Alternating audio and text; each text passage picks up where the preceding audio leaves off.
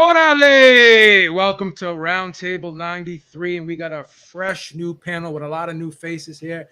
We got the Chingones, the Three Chingones, two pieces, two parts of the Three Chingones. We got Dave Contreras, and we got Cholo Trucker. What's going on, my brothers? Thank you. Thank you very much for the invite, man.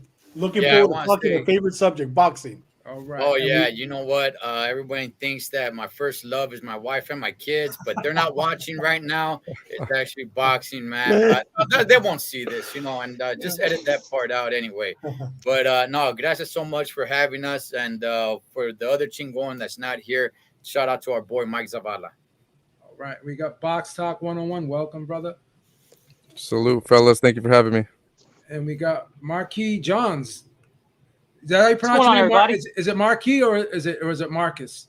It's Marquise, actually. You'd be surprised how many folks call me Marcus, man. It's incredible. Right. But no, it's Marquise. All right, so I got it right the first time. I just want to make sure. Finally, we've got something right. I don't want to be calling you Marcus all night. yeah, much appreciated. And we got my brother, D-Style Boxing, as always, HCP's CEO here. Let's get started. Right? I mean, we had a big weekend. We had Virgil Ortiz. We have Michael Conlin, both coming, returning off of some layoffs. Virgil Ortiz, had a good performance against Mike McKinnison. And the big question everyone's asking is he ready for Terence Crawford? Is he ready for Errol Spence? So we'll get started with you, Marquis. What did you think of Virgil Ortiz's performance? And do you think that he's ready for the big guns right now? You know what? I thought his performance last Saturday, guys, was pretty much expected. I think for the most part, everyone thought he was going to get McKinson out of there probably like within the middle rounds. And truth be told, I think we all were right. Unfortunately, the ref didn't stop this in the 8th round when we thought it would have ended. Then it took the towel to be thrown in the 9th to all be done. But no, I think the fight played out kind of what it was. I mean, McKinson off his back foot was going to get cornered, got body shot to doom, and that's what happened here. But honestly, I think he's ready, but the problem is it's a logjam at 147, and we're just going to sit and wait until whatever they do at Crawford, Spence, and everybody else. But at this point, there's nothing else for him, so I think he's ready. Okay. Dave, what did you think of Ortiz this weekend? You know what? I think he looked great. I like his new defensive style. I mean, that right hand did not leave that cheek, no matter if he was fighting back other than when he was throwing the jab and coming back with the right hook. But I think he looked great. Do I believe he's ready for Crawford? On our show last Friday, I said yes. But, after seeing the fight again and after watching other shows and after really thinking about the fight, I would like to see him fight Alex Rocha first, just to get him ready, because he's a southpaw also. And then I would like to see him fight Blair. I think he'd beat them both. And they're not going to be pay-per-view fights. They're going to be on DAZN. It just gives them a little more experience for Crawford.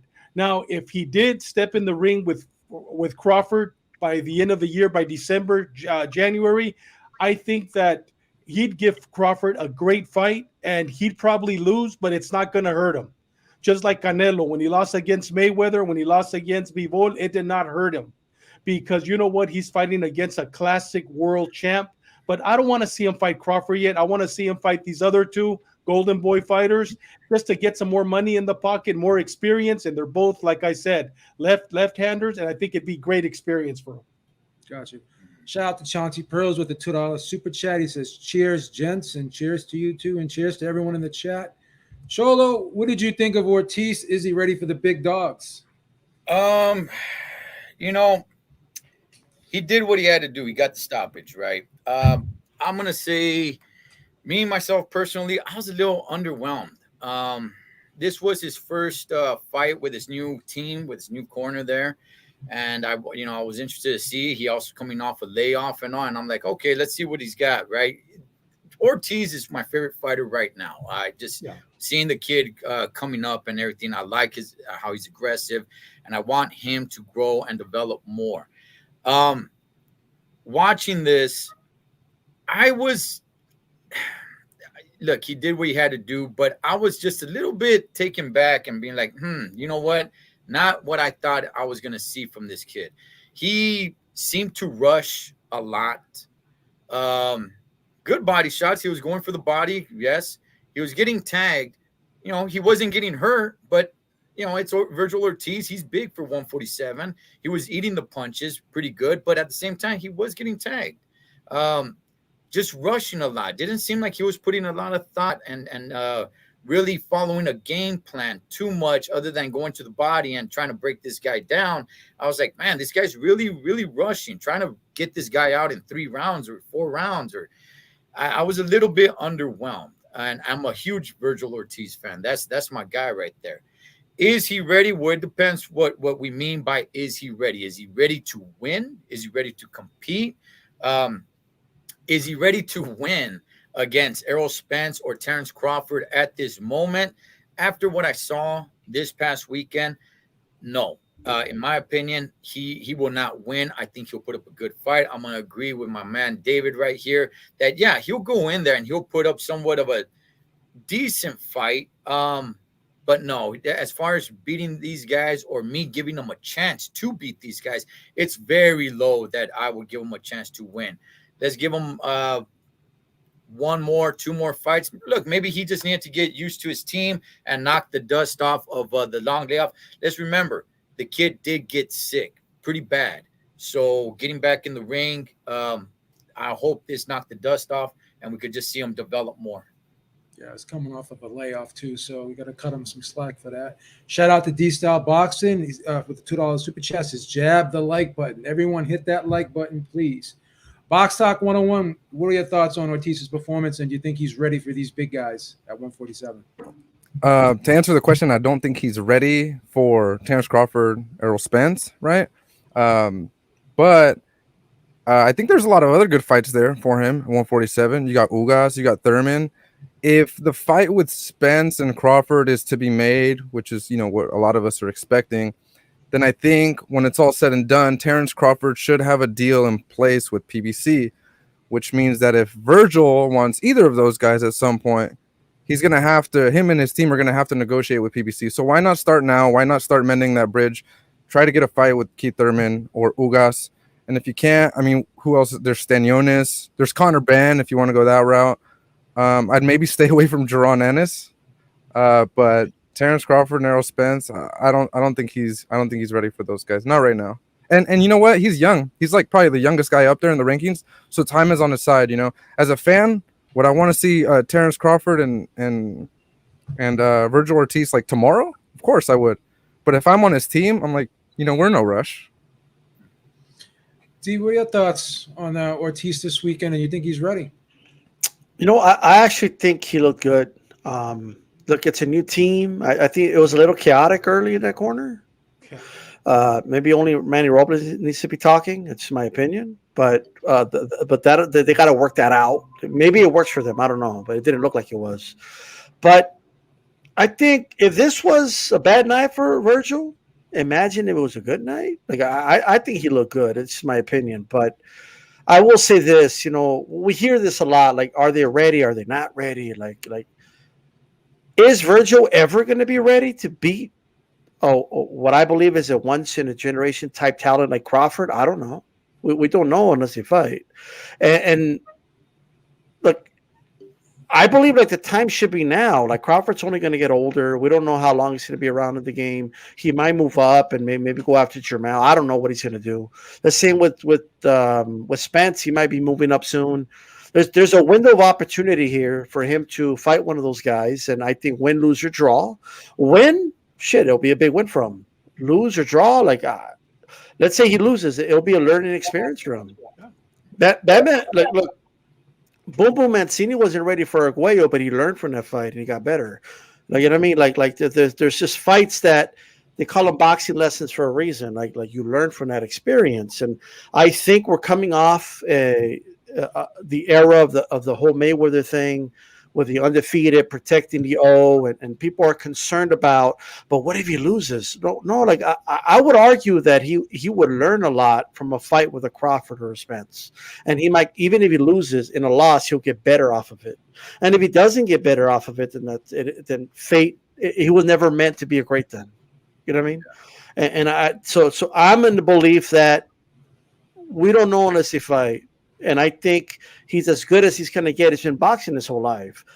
Of course, he could tweak things. Of course, he could improve. But there's a small window to get there.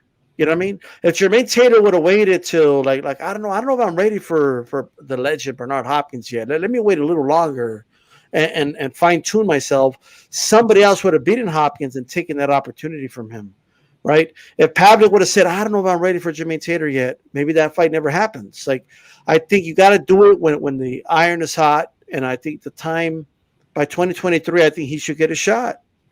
And what's the worst that could happen? He loses a boxing match. It is what it is. Yeah, I agree with you. Win, lose, or draw, I think he can compete. I don't think he would get ruined. It wouldn't be a type of loss that I think would ruin him. Like you said, I think he would get better. And he's ranked number 1 by 2 of the sanctioning bodies. So if he does end up getting a call, you can't pass it up because then you go back to the back of the line, right? So, like I said, I think he can compete. I would favor Spence and Crawford over him. But I wouldn't be surprised if Ortiz pulled off an upset either, because I think he has the ability to do so. I had him losing 1 round against McKinnison. I thought it was a solid performance. And McKinnison's kind of a crafty guy. He has a style that's going to make you look bad, right? And I think Ortiz handled that style well. He made the adjustments. He cut the ring off very well. And to your point about Manny Robles, I've never been a fan of Manny Robles. He seems like a nice enough guy, and I'm sure he has a lot of knowledge. He just doesn't have an authoritative way about him in the corner. And after that Andy Ruiz lost to Anthony Joshua, he was saying that I couldn't get him to listen to me. The dad was telling him too many things, and he was listening to his dad, and he wasn't listening to me. Right then and there, I'm just questioning that move to have him in that corner. And as you said, everyone was talking, and he just sat there and didn't take control of that corner. You're the trainer. You're supposed to take control of that corner. So that's one caveat I could say right now about Virgil Ortiz's current situation. I'm not a big fan of Manny Robles as a trainer. But you know what? I believe that Manny Robles is just a figurehead. They're using his gym, and they're using some of his knowledge. Yeah. But everybody knows that Virgil Ortiz's trainer is his father. Good point. Yeah. I mean, that's his. He's even when Robert was there, his real trainer is his father. Yeah, but when Robert was there in the corner, he did the talking, and no one interrupted him. Manny Robles he's got that real laid back. He's like, I hate to use this term, but he seems like a very submissive type person. Like if someone raises their voice or whatever, he's not that guy to be like, okay, stop. Like I remember Angelo Dundee would tell Boudini Brown to shut up when he was talking, because Boudini Brown would be, yelling and talking to Muhammad Ali's ear, and he would just tell him, shut up, I'm talking right now. I think the trainer's got to take charge of that corner, and I just didn't think Manny Robles took charge of that corner in there. But you made a good point there about the gym and everything. So apparently that could be the case. Maybe, who knows? But another really interesting fight this past weekend was Michael Conlin, in there with Mario Marriaga. Very, very good fight. This was a fight that, we talked about last week, and we thought it could be a tough fight, but the way he cruised in this fight was very, very impressive. I thought Conlin would win the fight. I did not think it would be this one-sided. Box Talk, what did you think of this performance? And were you surprised how easy it was? And who do you think he should fight next? Damn, man, I hope I don't come off like a hater, but I'm not sold on Michael Conlan, man. And maybe that's because I look at Marriaga too, and I'm just like, okay, well, he's been around. He's got a great record, don't get me wrong, but like he hasn't beaten anybody. And the big fights that he had, he lost them all decisively. So maybe I'm just not sold on Marriaga, and by default, I'm not really sold on that victory by Michael Conlan. I don't know, man. I guess I'm just not too big on him. Sometimes I watch, and I hope I don't upset some people, but sometimes I watch a lot of those UK fights, and I'm like, oh, this is college ball, They come over here, and more often than not, they lose. Every now and then you got your Tyson Furies and your Josh Taylors, but very far and few in between. Yeah, got you. Charlie, what did you think of Conlin this weekend? And you think he should fight next?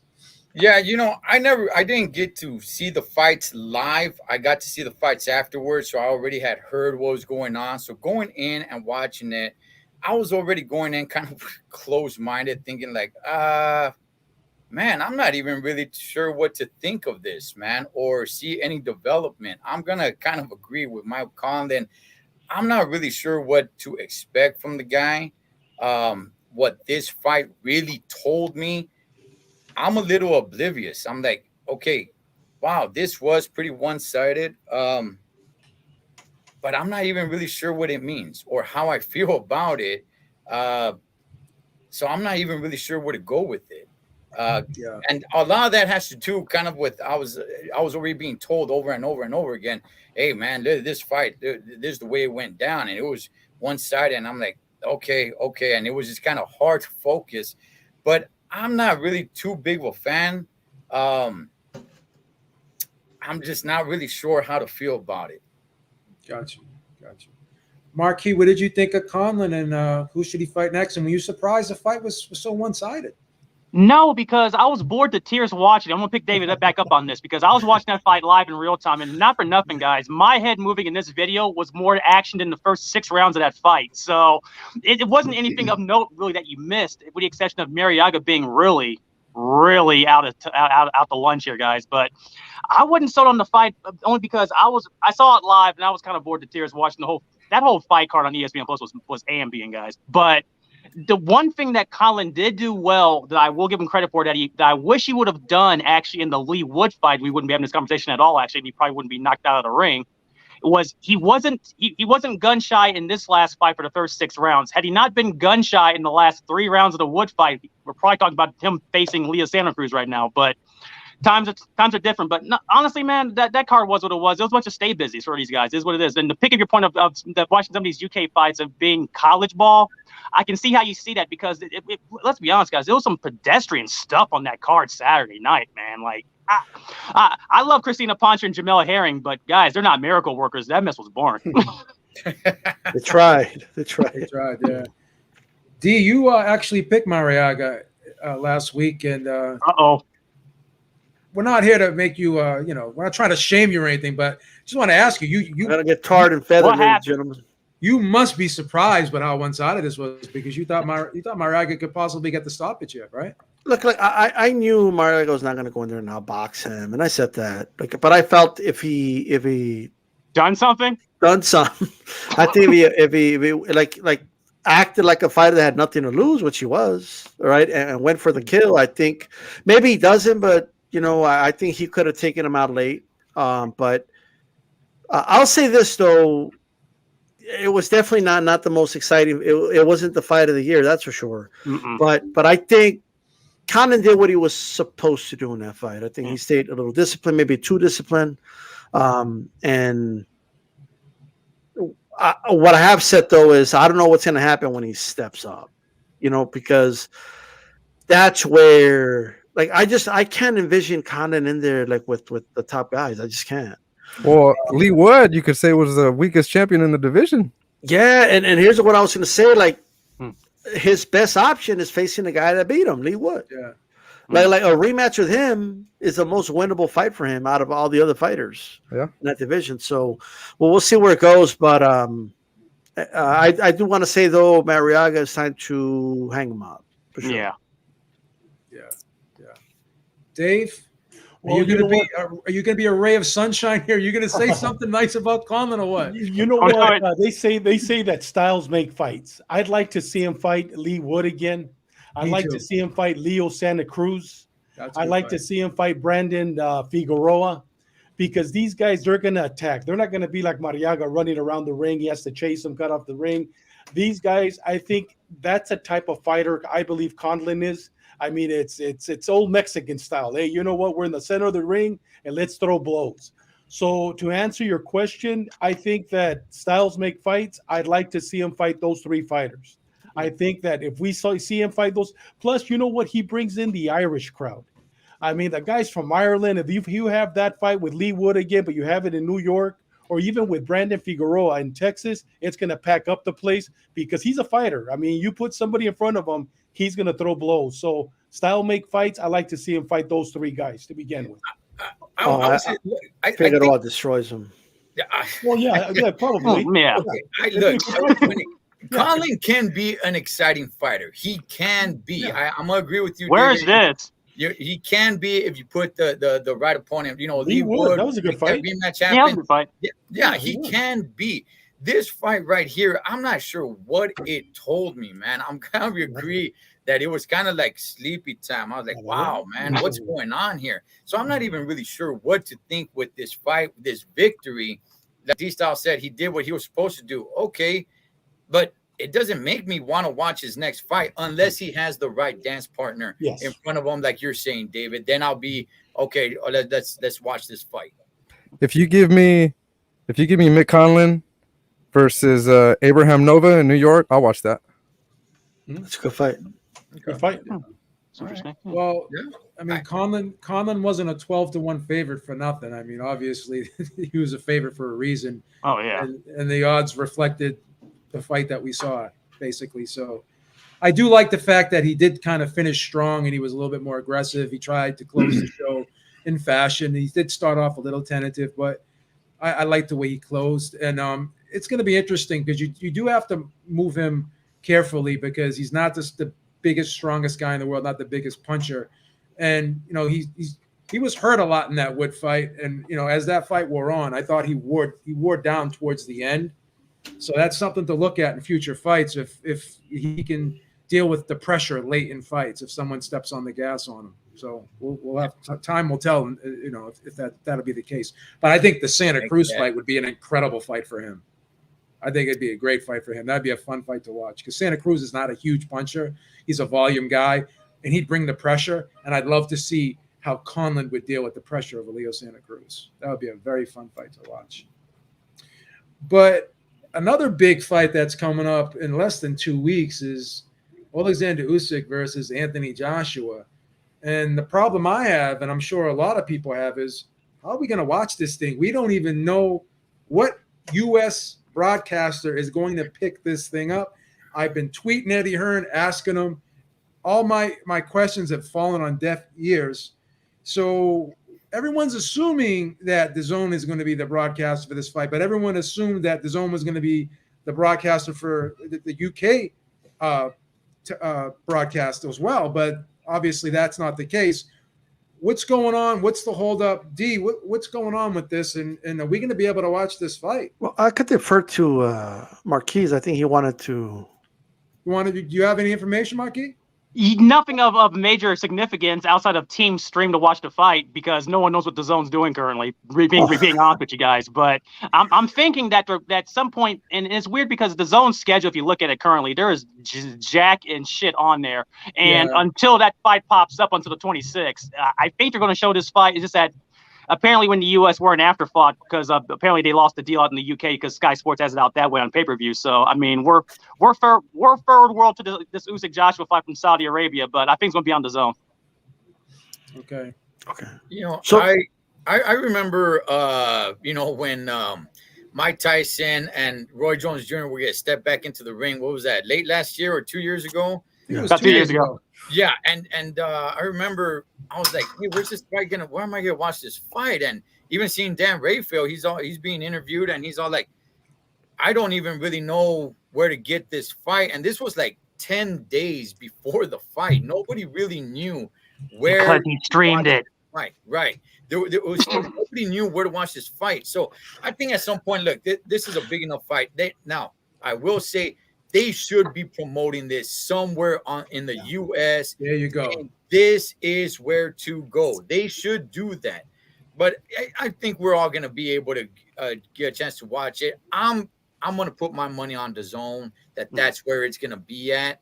But I think they're kind of dropping the ball, forgetting about the U.S. fans, thinking like, well, you know what? There's not a U.S. fighter. There's not a fighter from, you know, the Western Hemisphere, Puerto Rican, you know, American, Mexican fighter. So, hey, whatever it may be. But, you know what? We'll go ahead, throw them the bone, I don't know, a week beforehand. Yeah, I think they're dropping the ball on that. They should be promoting where we can watch the fight, definitely.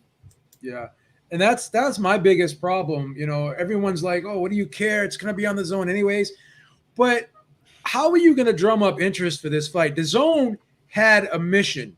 They wanted to get U.S. subscribers. How are they going to get U.S. subscribers if they're horrible at marketing? They're not really good at marketing. They don't do a lot of advertising. When a pay-per-view is on Showtime, when a pay-per-view is on Fox, they're constantly like putting promos out there, especially Fox. Whenever they have their shows on Fox, they're always putting promos. They even had Tyson Fury like show up to a lot of these sports shows that they had on Fox. He was going to college football games. They really know how to promote a fight. Like, and DAZN just does a horrible job at marketing. And are they gonna like put this out there on the last minute? Like, is it gonna be on pay-per-view? Is it gonna be on regular DAZN? Because if it ends up being on regular DAZN, then the UK fans are gonna be pissed, right? Because they gotta pay for Golovkin Canelo 3, and if they're gonna make them pay for Canelo Golovkin 3 and 4 in the morning, and we're gonna be able to watch this fight like at 4 or 5 o'clock in the afternoon for free on DAZN, like regular DAZN, there's gonna be some serious backlash. Dave, what are your thoughts on this whole situation, man? This is crazy, huh? You know what? I think that DAZN needs to fire their PR person because they're doing a terrible job. I mean, this is a huge fight. Usyk against Joshua, and then we have Robert Ortiz, one of our, Southern California great trainers, training him. I mean, this is huge. And like you said, we're not hearing it in America. I second you, Cholo, on that one, that I think last minute we're going to hear that it's going to be probably free on DAZN, and we're going to get blessed to watch it at 8 o'clock in the morning, if that's the time that we're going to watch it. You know what I mean? And our European counterparts or our Britain counterparts, they have to pay. Oh, well, we've had to pay for other fights that they got for free. And in Mexico, we pay for all the fights that they get for free. And so, you know what? It is what it is, but the zone needs to fire their PR persons because they're doing a terrible job. Let me just throw this in real quick.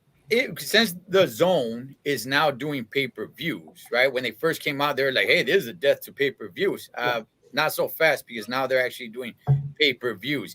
If they are going to have this pay-per-view here in the U.S., they're dropping the ball. If they're going to have it just for free, if you have the zone, then maybe not so much.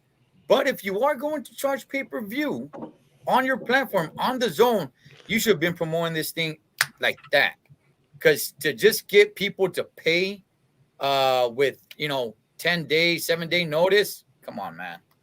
I don't think they'll do pay-per-view. I think whatever they're making from that Saudi deal is going to cover any type of money that they wanted to cover.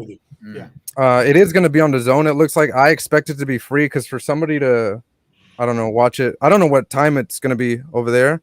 So I don't know if that's 2 a.m. for us over here. I'm not sure what the time zone difference is, but it's a 12-hour difference. 12-hour difference. Okay. So that would be what, like maybe 5 a.m, 6 a.m. for us? Like, if it's at 5 there. I don't see people doing that, like waking up that early and paying for a pay-per-view.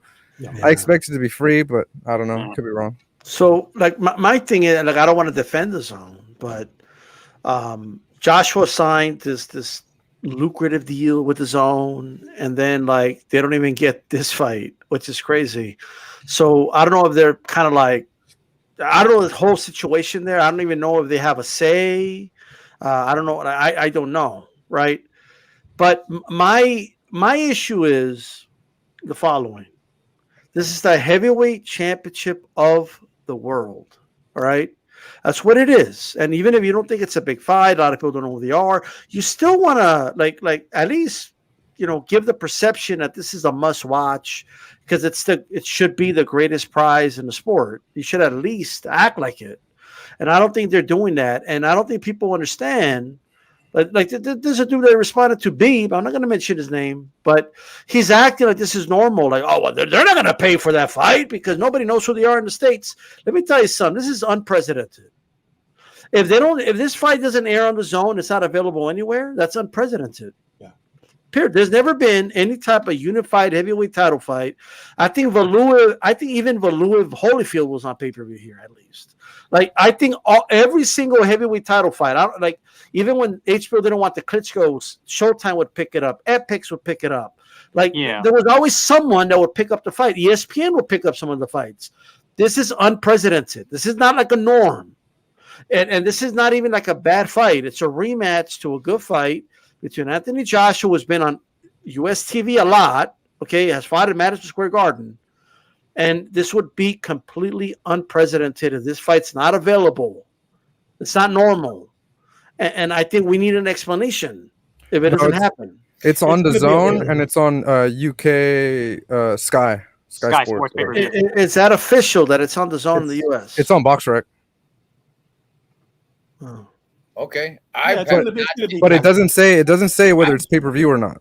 Yeah, but I'm Eddie assuming it's Hearn- not, only because the zone's. I will admit the piggyback we mentioned with the zone being poor with the marketing program here, because the zone's notoriously bad for getting people announcements and notifications of any of these fights on their own network. Like literally, you get press releases like 24 hours of the fights, like for Golden Boy, like for example this past week, and I got on Friday morning, stuff like that. So I expect to find that out from the zone probably that Friday of. But if it's on the zone from BoxRec, Yeah, it's fair enough, whatever. But Yeah. it's fun. It's interesting with this whole stuff that is not being promoted, but the zone's not doing it.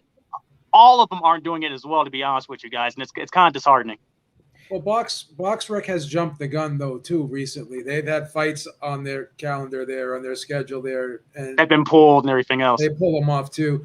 Yeah, I'm assuming, and I'm speculating strongly, it is going to be on DAZN. But the fact that a formal announcement has not been made with a week and a half to go, it's just a bad look. I've never seen this before.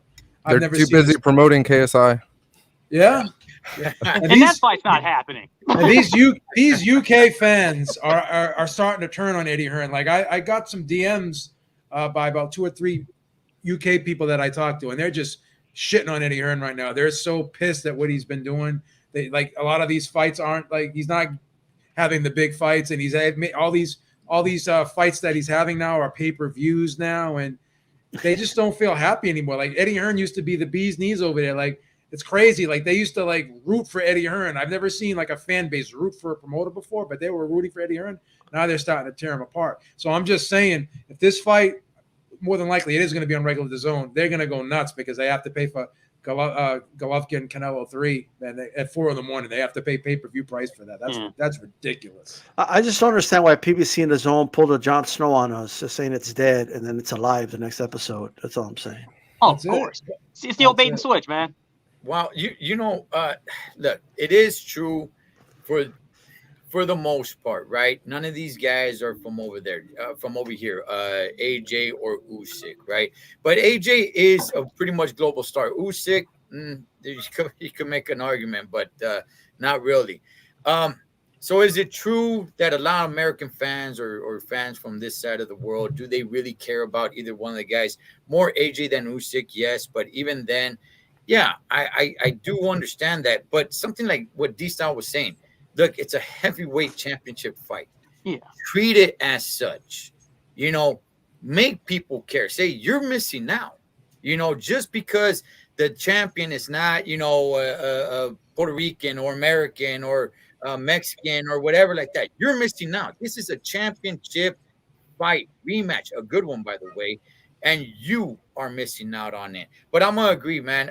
DAZN, look, they can't charge pay-per-view, especially if we're gonna be watching it at some weird hour. Yeah.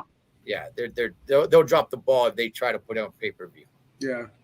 I think they'll have it. I'm assuming because like I said, they've already covered the money portion of it with it being where it is located and them paying whatever type of money they paid for it. I'm assuming they're gonna just try to fluff up the numbers with viewerships and put it on DAZN for free. So Yeah.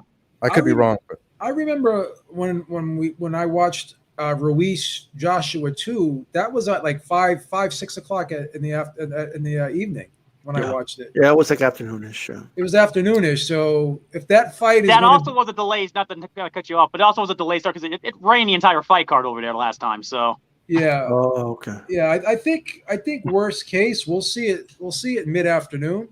I'm thinking because if they start at 8 o'clock over there, that'll be 8 a.m. in the morning here. It's 12 hours ahead, and by the time the main event comes off, it'll probably come off lunchtime, at 12 o'clock, 11 o'clock their time. So we may well be watching this fight at lunchtime. Yeah, like you said. So that's not bad. It's better than the UK fans having to watch Golovkin Canelo 3 or 4 on the border. That's ridiculous. Yeah, no thanks. Well, thanks for that.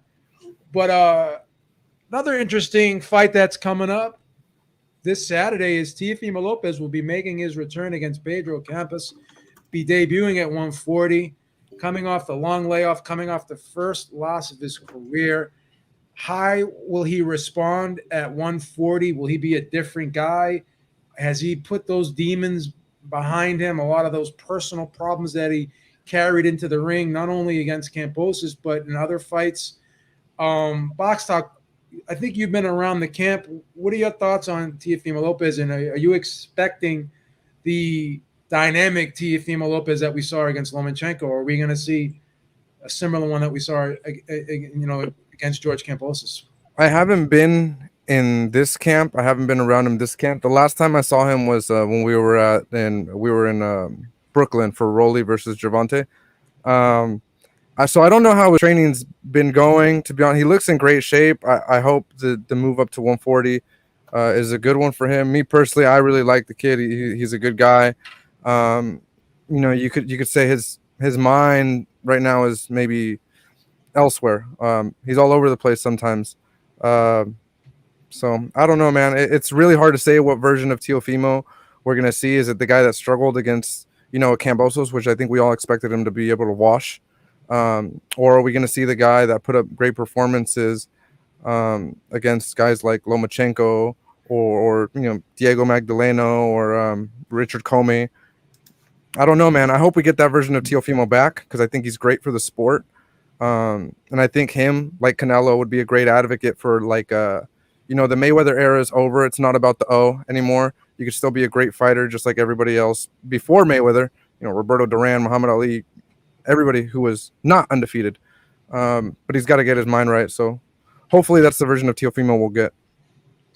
Dave, what are your thoughts on this fight? Do you think Teo's going to come back strong? Obviously, he's in there with a guy that he can look good against, hopefully. Well, I don't know. I don't know if he could really look good against Pedro Campa. Pedro Campa. Oh, he froze Oh, out. did we just freeze? Yeah, he froze out. He froze, suspended in animation, ladies and gentlemen. Listen, it's Teofimo Lopez's camp that said, "No, you're not gonna talk bad." Yeah, he's back. Oh, you're back, Dave. You're back. Are you back, Dave? No, he's still in the Matrix. Give him a second. Yeah, if you wanna restart or whatever, or jump back out and jump back in if you want. Yeah, is it me or is it? No, you're back now. You're back. Yeah, You froze up for a second. That's okay. Okay. So Campa's not going to be a rollover. It's not going to be an easy fight for him. I don't see it an easy fight. I've seen Teofimo for the past week on different interviews. You know what? He doesn't look all there.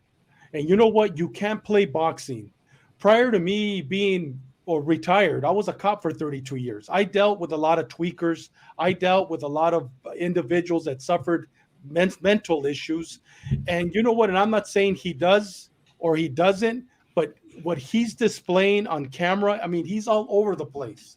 And he's not answering the questions directly, talks a lot about death.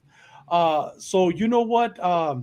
I want to see this fight, see if it's the same Teofimo, like you said, that fought Lomachenko, that fought, the other great fighters that he fought, Comey and so forth.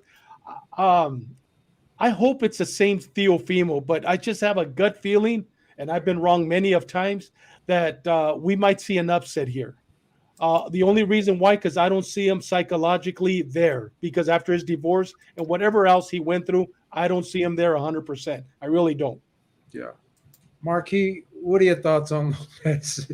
Is he going to come back strong, or is it going to be more I'm actually interested to see what version we get too, as David mentioned, because he's been speaking all week, guys, and he's been talking about the Illuminati and everything else. So I'm always intrigued to see what he's actually going to do once the bell rings. My thing with Teofimo Lopez, and I thought it was funny, he was reading the question D-style saying it was an interesting matchup. It's Pedro Campa. Well, I mean, that guy stinks, but depending what version of Teofimo Lopez we get, this could be the second biggest upset since Miguel Vergil versus Nakatia. It has that possibility. And ironically enough, guys, it's at the same tent site in Vegas at the resort grounds that possibly could happen again. So I'm looking forward to that part of it. But realistically, if Teofimo Lopez has any head in the game whatsoever, and it isn't playing boxing, he should wipe this guy out in 6 rounds, though. Gotcha. D, what do you think of this fight? Is Teo going to come back strong? I personally feel I have a gut feeling too. You know what I mean? And my gut tells me he's going to look spectacular on Saturday. But I've been wrong too. So like it's one of those things. But and because people keep asking me how's he going to do against the top guys at 140. Look, I don't know yet. Let's see how he looks on Saturday. You know what I mean? Let's look at Saturday, and we'll have a better idea after Saturday. Because if he struggles in this fight, or if he loses this fight, it's going to sound harsh, but I think I'm not saying his boxing career is over, but talking about Teofimo like being one of the best fighters in the sport is over if he loses this fight. Like, he needs to look spectacular in this fight. Top Rank has some of the best matchmaking in the game. This fight is for him to look good. And if he doesn't look good, that's a red flag. Like, he needs to look good in this fight. I think he will. I think he'll look spectacular. I think that there's a big speed gap in this fight. And I think Teofimo could hit like a Mack truck. And I think he's probably going to hit harder because now he doesn't have to be cutting a lot of that weight. So he should be able to make weight a lot healthier. My only thing is the following, and I don't – people are going to say all these stuff, well, why are you talking about his personal life? I'm not talking about his personal life. He is. He is, yeah. So when I'm seeing these cryptic stories on Instagram and that look troubling, like they look like, yo, this kid needs help. You know what I mean? I'm questioning how is this – like, maybe he should go seek some professional help or something. Like, I don't know. I have no idea if he has or he hasn't. But I don't know if his head's in the game. I just don't know. And even if he performs in this fight, I don't even know if he's going to be consistent enough to do it throughout his career either. So that we still got to wait on that. You know what I mean? But first things first, let's see how he looks on Saturday. I hope he gets his life together and all that. And if you don't want people talking about your personal life, don't put it out there. Like, don't put it on social media. Don't be like my cousin who's putting cryptic things. And I go, hey, homie, what's going on? Oh, mind your own business. You posted it on Facebook. You posted it on social. I want to know. Like, you know what's going on? So all I'm saying is I hope, because let me tell you something. At least on YouTube, he's polarizing. It divides friendships. People have arguments about the guy. It's crazy. But I believe he's good for the sport. A good Teofimo with his good head on his shoulders, knocking guys out, doing Fortnite dances is good for the sport of boxing. We need that Teofimo back. That's what we want. And it'll be good for his career too, obviously, because he'll be successful. But I want to see that Teo back, man. We haven't seen that Teo since the Lomachenko fight. I mean, he's been out for a while. He did not look good in the fight with Cambosis. I always have a rule. I defer to. I'm not going to make excuses. The better man won. But Teofimo, he needs to show. He needs to show something. It's a showcase fight. So make Top Rank proud. Cholo, do you think Teo's head will be in the game come Saturday night? Man, well, I love Teofimo Lopez, man. Just how big of a star he became in such a short period of times. I mean, the guy just had like 10 fights. People were talking about him. He was story of the town, man. Just goes to show the charisma this kid has, man. The athleticism. When I see him in there, I see somebody that has the potential to be a great special fighter. I also see somebody who's a great athlete. And I love watching this kid fight. I love watching Teofimo Lopez. I'm going to agree and say that he is great for the sport. However, yes, he's putting a lot of the business out there. I don't know what fight it was for. I do remember watching, all this inside the camps and everything. And he's there talking about he got married and his sisters and his mom, they're not down with this new bride-to-be, which now they're divorced. And all these problems, all these family issues are being put out there. And it looks like it's really affecting him. And maybe, I don't know, it just leaves it for speculation. Like, hey, man, is there something else bothering you, I have seen, just like David said, I have seen a little bit of interviews here and there. Yeah, there are a few times that he does come off like, man, are you okay? But at the same time, maybe he's getting tired of like, man, you know what? My life is a newspaper that everybody's just watching. But at the same time, just like D-Style said, you put all that stuff out there. Okay. Does he have the talents? Does he have the skills? Does he have the athleticism? Absolutely. I believe a right-headed Teofimo Lopez can be a special fighter. I'm not saying he can go the rest of his career undefeated, but he can do some great things in the sport of boxing. The thing is, where is he mentally? And, you know, not to talk so much bad about what's going on and everything like that, but I've said this before and I'm going to say it again. I think he's too skilled for his father to be training him.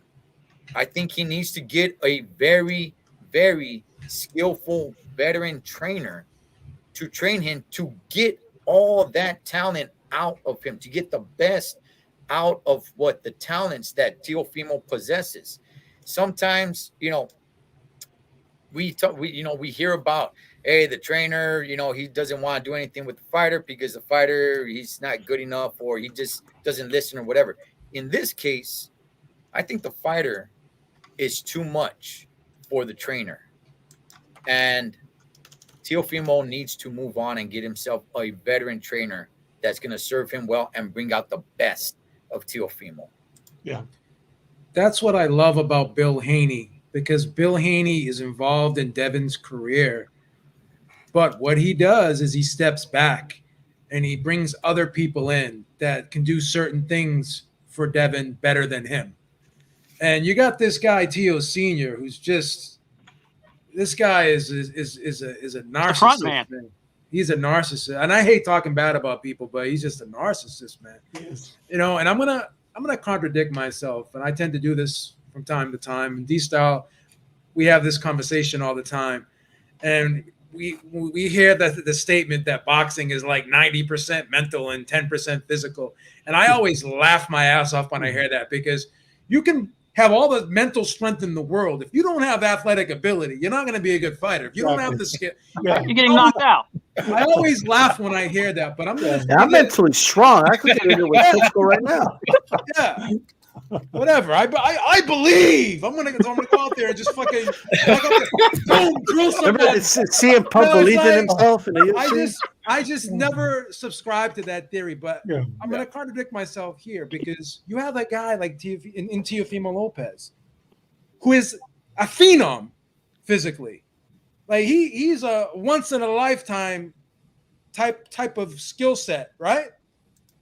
But his mental capacity, like his mental attitude, like it just undermines all of his ability. And I made a statement, and this was a harsh statement. I don't think the guy's ever going to be a world champion ever again, because he's got his dad there. He's just so mentally fragile. So his mental fortitude, right, is just so weak and unstable that I think it undermines all of his ability. And one thing I've also noticed about him, the better the opponent, the better the Teo. But when the opponent isn't up here, Teo doesn't rise up here. He fights the to sink. competition. He does. He sinks down. Like, look at the Nakatani fight, you know, and look at the Kambosos fight, whatever, you know. And one thing I did see, right? You know how they do these after we beat Lomachenko, they have these like shows and stuff when they do the promos and they go behind the scenes. And I think they were in Teo's new house. He bought a new house, and they're doing a tour of the house. And, you know, he looks over to like a little room with a little baby toys and stuff in it. And there's a little baby bed in there or whatever. And goes, yeah, that was my son's room. And I think it was Kriegel that was talking to him. He goes, well, where's your son right now? And he goes, well, he's with his mother, right? And I can't see him. And you could just see the look on his face, like his soul was taken from him, and any man's soul would be taken from him. Like his situation right now, like imagine having a son that you can't see because the mother won't let you see him, right? And not, you know, going through the divorce and all that. I just think this guy's life right now is in turmoil. right? And he may have to step away from the sport. I don't think he's going to look good on Saturday. I hate to be negative. I just don't think he's going to look good on Saturday because of. I'm a firm believer in if you don't admit your mistakes that you made when you failed, and you keep making excuses, and it's always someone else's fault. Just like when Wilder kept making excuses, and it didn't serve him any benefit to do that because he ended up losing the third fight too. So unless you can have accountability for your mistakes and accept why you lost, you can't correct the wrongs. So if he still hasn't corrected the wrongs from the last performance, I think there's going to be a carryover effect in this fight. And I think Dave, made some very good points. The Pedro Campa's coming to win. So he's not going to lie down. I don't think he read the script that he's just there as a showcase opponent. So this could be another one of those fights where Teo may win, but he may not look good. And the fact that he's already calling out other fighters when he has his fight in front of him, that's a problem too. I know a lot of fighters do it, but he's like going heavy right now. Like, oh, this guy's this guy's that. And, I'm going to kick this guy's ass. I'm going to kick that guy's ass. Like he's calling out the whole division right now, right? You got to beat this guy in front of you right now. So that's a problem. Go ahead, Disa. Well, I just wanted to add this. Like, I mean, my issue, and to add to your point, they've never taken ownership for the loss, like ever. It's we won 11-2. Let's leave the fact that you don't know math aside. That's a bad look. It was a setup. They wanted to give the belts to Haney, even though Haney ended up fighting on ESPN, but that's another story. The whole conspiracy thing. Even when he beat Lomachenko, there was these conspiracies that they had, the ref didn't call. He called that shot low in the 10th because it was a setup. I had it 9-3. Yeah. Yeah, but why would that be a setup by the ref? Maybe he just thought it was a little too low. That's all. It's not. There's not more to it. It's not that complicated, right? But I think this is me against the world attitude that I believe he gets from his dad. Like his dad gives him that, feeds him that, and there's no accountability. You cannot correct the problem if you're making up reasons why the problem exists in the first place. Right. And the last time I seen a fighter be in complete denial of what actually happened was Deontay Wilder.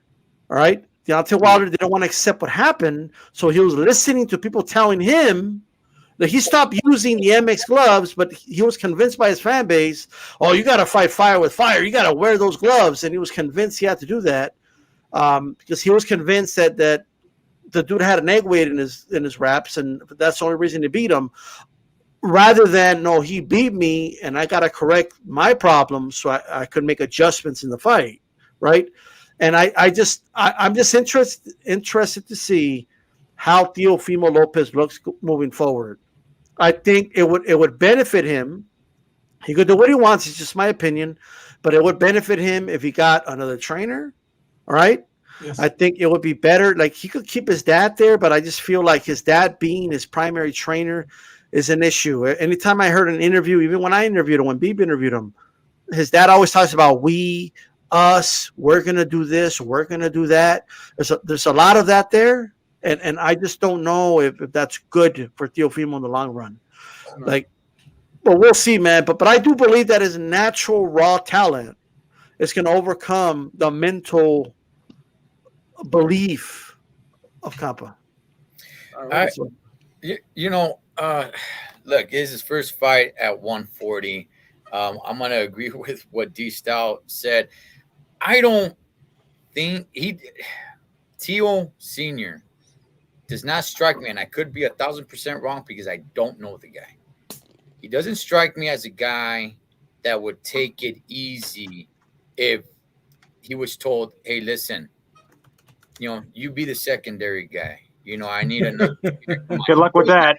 He does not strike me as a guy that will be like, you know what, son? I hear you. I think it's time I step aside and we get somebody else. And I'll go ahead and help however I can, but I'll just go ahead and step aside. I could be wrong. I could be 100% wrong. I don't know the guy. But he does not strike me as a guy that's going to be like, okay, son, I understand. Nah, man. He strikes me as a guy that's going to be like, what the hell are you talking about? You know, he'll take it as an actual attack, and that's going to draw a wedge between father and son and break up more of the family, you know. How does he look this Saturday? I'm going to say he looks – I'm going to say he's going to look good. I mean, at the same time, Pedro Campa, man, he's a veteran. You know, he's got over 30 fights, only one loss. At the same time, Teo, this is the first time him fighting at 140. You know, yes, he looks like he's got power, and he does. But how about at 140? I think in this fight, if I were to predict, I believe he's going to look good. It's after this fight that worries me. Yeah, that's a good point. That's a good point. So before I get to this next topic, I got to read this tweet by Steven Espinosa, because this is going to be a good segue into this next topic. All right. I just caught this tweet about maybe 15, 20 minutes ago. As I've repeatedly said, it would not be productive to publicly discuss the details of certain negotiations while they are ongoing. Having said that, some of these rumors are comical.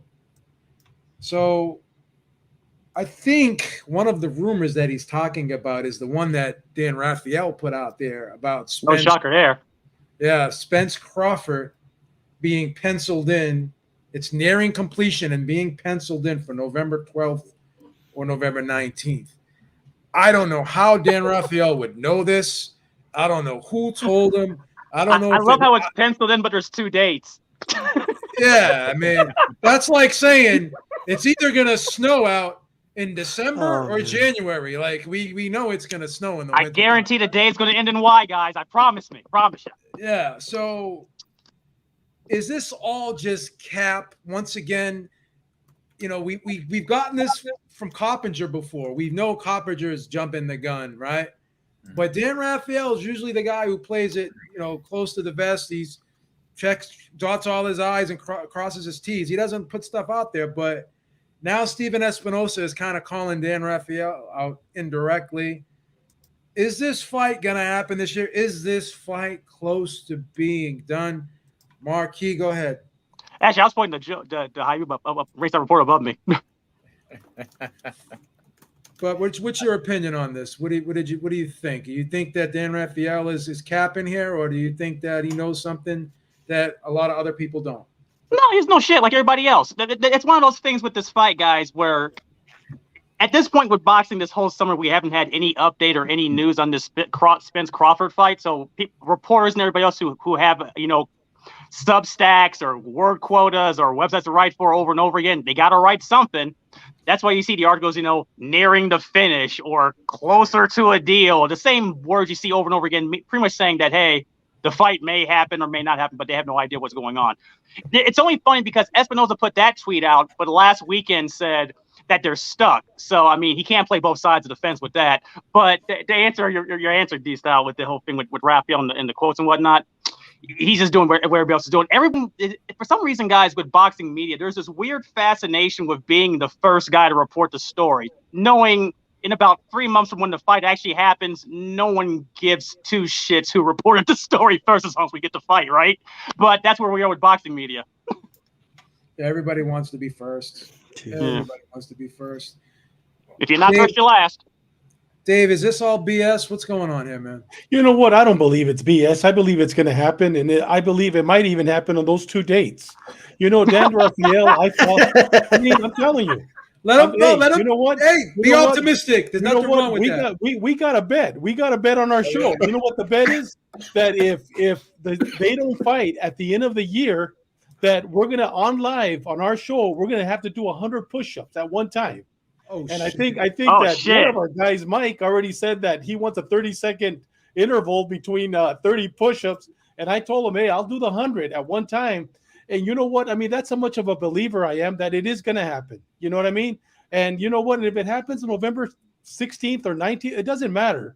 I truly do believe that it is going to happen. There's too much money at stake. You know what? Crawford doesn't have to cross the other side anymore. Crawford is a lone ranger now. So Crawford, you know what? I believe that if he's the A side or B side, he doesn't care. All he cares is he wants 50-50 money grab. You know what I mean? And I truly do believe that. I think it's gonna happen without a doubt. I believe it's gonna happen. Maybe not on those dates, but I believe it's gonna happen before the end of the year. Cholo, are you in on this bet too, man? You got to do some pull-ups. Pull-ups. Oh, yeah. Pull-ups or push-ups? Push-ups. Oh, push-ups. Neither. I'm trying to throw another thing in there, like pull-ups. No, don't say that. This sounds like boot camp. I'm out. We're on for 100 push-ups, my boy Dave and Mike and I, man. So, because I don't think it's gonna happen. However, let me go ahead and say this, okay? If there were any other reporter, I'd be like, exactly. But Dan Rafael, you know, I tend to listen to him a little bit more. Not to say that, hey, you know what? I take everything he says, man, and it's 100%. And now I'm gonna go off of what he reports and say, hey, I know this to be true because Dan Rafael said it. No, I'm not saying that. But when he says it, I open my ear a little bit more, put up my antlers and say like, okay, maybe there is something going on. Maybe, right? If there was some other reporter, I'd be like, I don't know so much. However, you know, Espinosa, nobody likes a reporter to report something before they do, right? It's like, no, hold on. It's got to come from us, right? It's got to come from us. Well, I don't want some other reporter saying what we're doing over here. No. So it's all BS. Don't listen to them. And then they announce it like, okay, yeah, it is done. You know, do I want this fight to happen? Absolutely. Okay. This right here, what Dan did, it just started making the brains of every boxing fanatic just spin and saying like, hey, man, there's something there. There's something there. We don't know. Because outside of this, of Dan Rafael, who I truly do respect, I want to make that clear. I truly do respect. Yeah. Outside of that, I don't know. What else does anybody know? I don't know anything else that other than that. So where we at? I don't know. What does that mean? Hey, we're close for it being done. What does that mean? Close. Define close. What? Hey, Holmes, it means that you need to start doing your push-ups. So start getting ready. I still think Thurman could stick his ugly head in there and possibly get a fight with Spence. I'm not rooting for this stuff, but I think all these things are still a possibility. Yeah. Box Talk, what do you think, man? Is this gonna happen, or is this once again just dangling a carrot in front of us and teasing us a little bit here? Yeah, Box Talk. Who's it end up doing push-ups, man? Me or yeah. I want it to happen, man, but I don't. I guess I'm not as optimistic as everybody else. I'm not. I feel like eventually one of these years it'll happen, but I don't know. I see people, for example, somebody commented earlier like, oh, well, all Crawford wants is 50-50. And I'm like, does he deserve that? I don't think he deserves that, but I don't know, man. But who are you to judge what Crawford's money value is worth? Blase. It keeps going to the same circle of nonsense over and over again, where it's like, just fight already. I don't care. Just fight. Yeah, see, I don't care. It could be like you could get Crawford 90. It could be a 90-10 split. I'm not saying it. Fight already. Yeah. I don't care. But as a fan that's paying his money to see that fight, I'm like, dude, I'll pay the money, but just give me the fight. But if the problem is that they're not giving us the fight because there's problems with the money, then I'm like, okay, let's get that out of the way because I just want to watch it. Yeah. Yeah, well, at the same, it's gonna happen on PBC. Spence is the PBC guy, so I don't want to sit back here and act like, hey, man, I'm a promoter or anything. But Spence is their guy, and it will happen on PBC. Mm-hmm. So of course, a lot of the perks are gonna have to go to Spence. Well, I don't even say that because of him being the PBC guy. I say that because I feel like he did a majority of the work. Like he's out here taking belt by belt, one by one, and doing interviews, showing up to PBC events, I just see a lot more legwork coming from Spence, and I see Crawford at UFC events, you know. So I'm like, I don't know, man. I mean, again, I don't care if both guys agree to 50-50, cool. Let's do that. Let's just make the fight, you know. Do you think money's the problem here? Do you think that's the holdup? What do you think? Money's always the problem. It's always the holdup. And it's always the solution too. It's always a solution, but here's my issue though, right? What does the fight is closer, like Cholo said, what does that mean? Nothing. It doesn't mean like anybody could say that. I could say that. And if it doesn't happen, I can just turn around and say, well, I said it was closer, but now it's not closer. And like it's you using it for stores. That's all it is. Yeah, this is the world we live in. We live in a world where Coppinger tweeted out that his sources told him that Manny Pacquiao Spence was official after Manny Pacquiao posted it, that it was official. Yeah. Like, yeah, you got it from Manny Pacquiao's post, motherfucker. You got from the press release, you got in the email box. Yeah, way to go. Yeah, I'm like, what's going on over here? Like, you can't just retweet Manny Pacquiao's post. Yeah, I mean, really. Like, what's going on? Like, I just don't. And it's ironic because Dan, the only hope I have is this: Dan Rafael, in fairness, right? He tends to quote unquote call out people that are too loose with information.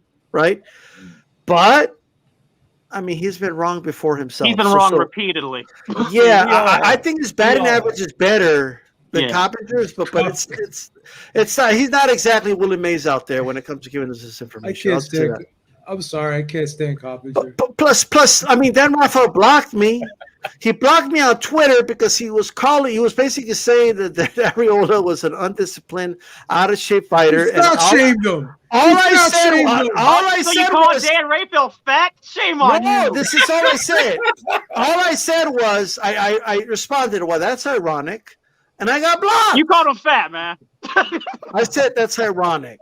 That's all I said. You know what I mean? But all I got to say, in all seriousness, though, that's like giving someone the middle finger and going, "Hey, I'm not giving you the middle finger. I'm telling you, you're number one." I think he has an intuition. Rafael means you called him fat, man. I think what happens. This is what I think happens. I think these guys get intuitions. I think they do have some inside sources that kind of give them some information, but I just think it's all intuition when they say the fight's closer. Well, they could say that because it doesn't matter if it's true or not.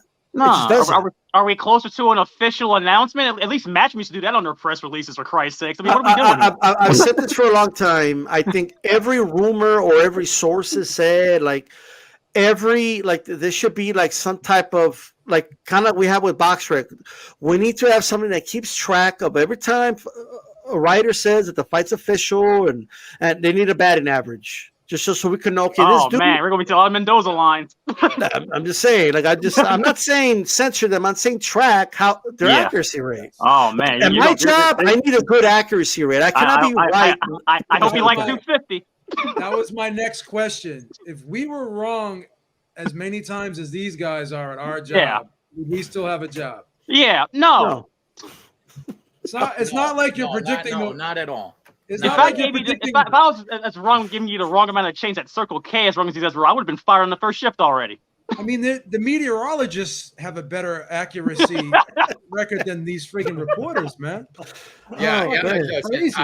I'm a truck driver. If I'm making deliveries to the wrong state, to the wrong city, to the wrong you got to go back. They're gonna lock me up, man. At this. Hey, Trucker, you said you were closer 2 hours ago. I was. Man, you were supposed to was en route. Yeah, yo, man, you were supposed to deliver us pillowcases, not condoms.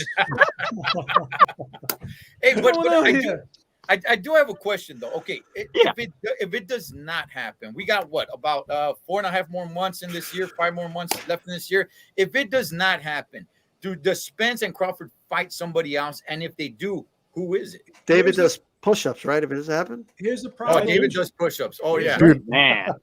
I feel like Crawford needs it, bro. Crawford needs it more.